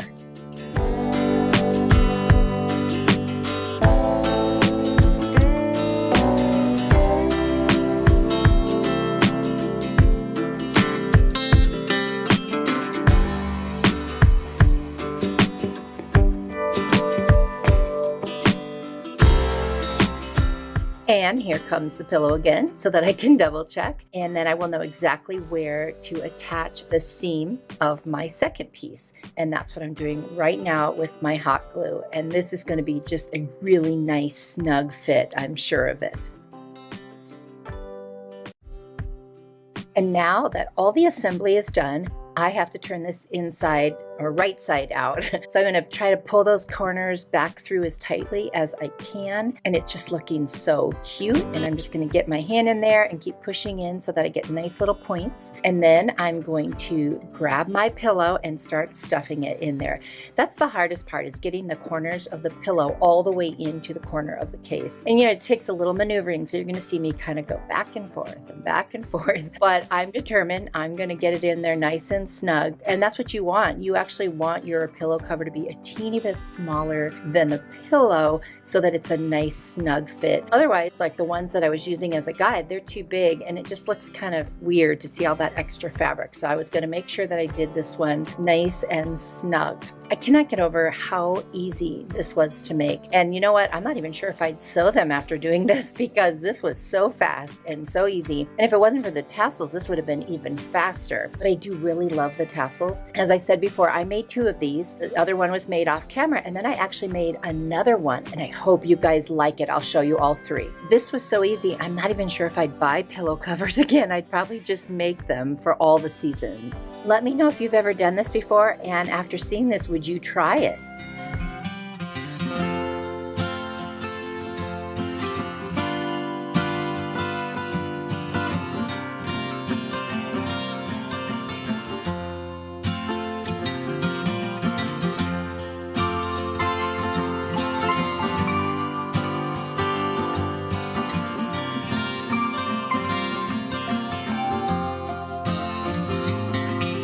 know about you guys, but I have been seeing things on Pinterest that are super cute lately, and I saw people were creating fall trees, and I thought, what a perfect idea to create a fall tree, and then it could be transitioned to Christmas so easily. I got a leather leaf garland from Hobby Lobby. It was on 40% off, and then I've got these super cute, I think they're like placemats or just, I don't know what they are, but they're also from Hobby Lobby, and I've got cute little pumpkins, and then I've got some leaves that were left over, and then I've got a bag of, like, you know, pumpkins and gourds and squash and stuff, and then a bunch of little pine cones and little mini pumpkins, you name it. I have so much fall stuff, and I thought, what better way to use a bunch of it than to create a little fall tree? I've never done this before, but I am really loving the whole idea. So I had to shoot this from a little further back, otherwise you couldn't see it, and so you can see my kind of messy craft room, and you can see me in all my glory with my hair up without makeup. This is what I look like when I craft. So there you have it. And I'm going to wrap around this garland, which is so cute. Oh my gosh, I love this thing, you guys. I'd never seen this before, and when I saw it, I had to have it. And because it was 40% off, of course, that was a great price. I don't remember, but I know it was reasonable. Otherwise, I would not have bought it. Now, I only have one strand of it, so I'm just kind of making it work the best I can. Next, I got these little scarecrows from the Dollar Tree. It comes 2 in a pack, and I think I have like 4 packs of them. And I just couldn't think of what I was going to do with them. And then I thought, you know what? I'm going to take them out, and I'm going to stick them in the tree, and they'll become part of my decor for the fall tree. Isn't that cute? And the colors are just perfect. It's so fall and just adorable. So literally, I'm just finding places where they'll kind of stick in there securely. Question: have you ever done a fall tree, or even a tree that isn't just Christmas? Like, I've heard of people doing Valentine's trees and things like that. I've never done anything but Christmas trees.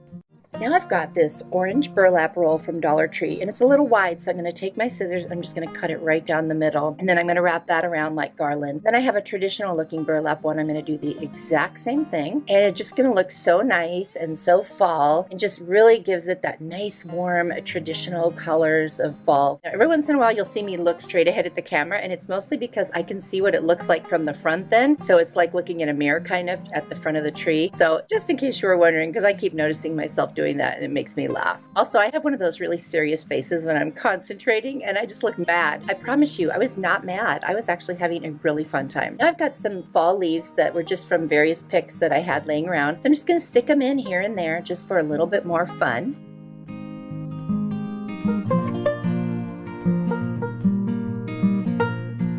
This is a great way to use up your scraps and your extras.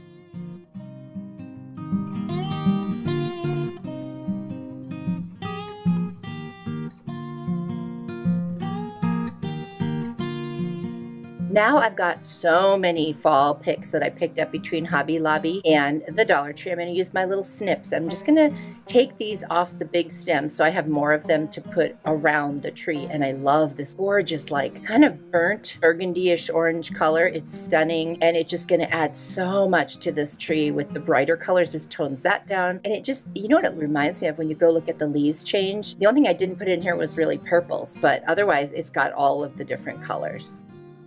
And then I've got some of this, like, kind of straw looking pick from Dollar Tree. I'm going to put it up at the very top, and you won't be able to see it till later, but just when it's sticking out of the top, I thought that made it look really cool.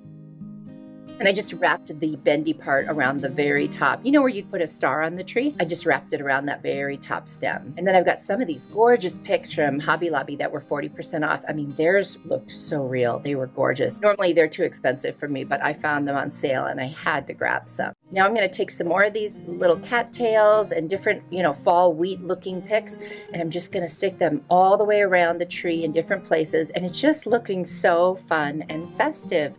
Honestly, I can't believe I've never done this before. I'm really happy with it. My husband was thrilled. He loves fall. I could put fall decorations up all year round and he'd be thrilled. He is, like, in love with this tree, you guys. He just adores it.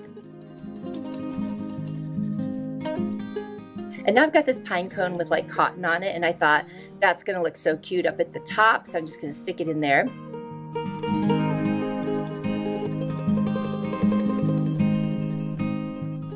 So now I'm going to take some different baskets. This is a little black plastic basket from the Dollar Tree. And I'm going to take those placemats and I'm going to kind of fold them into the basket. And then I'm going to stick pumpkins and gourds and pine cones and fun stuff in there that I have. And that's what's going to sit under the tree. So I'm going to have 3 cute little baskets.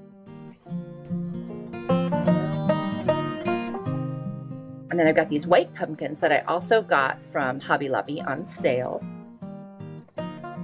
This gold basket I love, that's from the Dollar Tree also. I'm going to take another placemat and put it in there and do the same thing.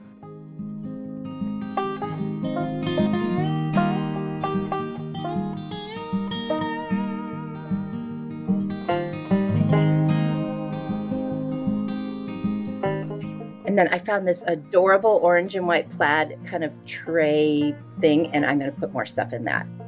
So here I'm giving you a little bit of a closer look of these. And there's the top of the tree. See all the stuff sticking out with the pine cones. Isn't that cute? And then you can see the rest of it. I'm so happy with it. Please let me know what you think. And would you do a fall tree now that you've seen this? It was really fun, and it's going to be so easy to take out the decorations and put Christmas right on. Perfect transition.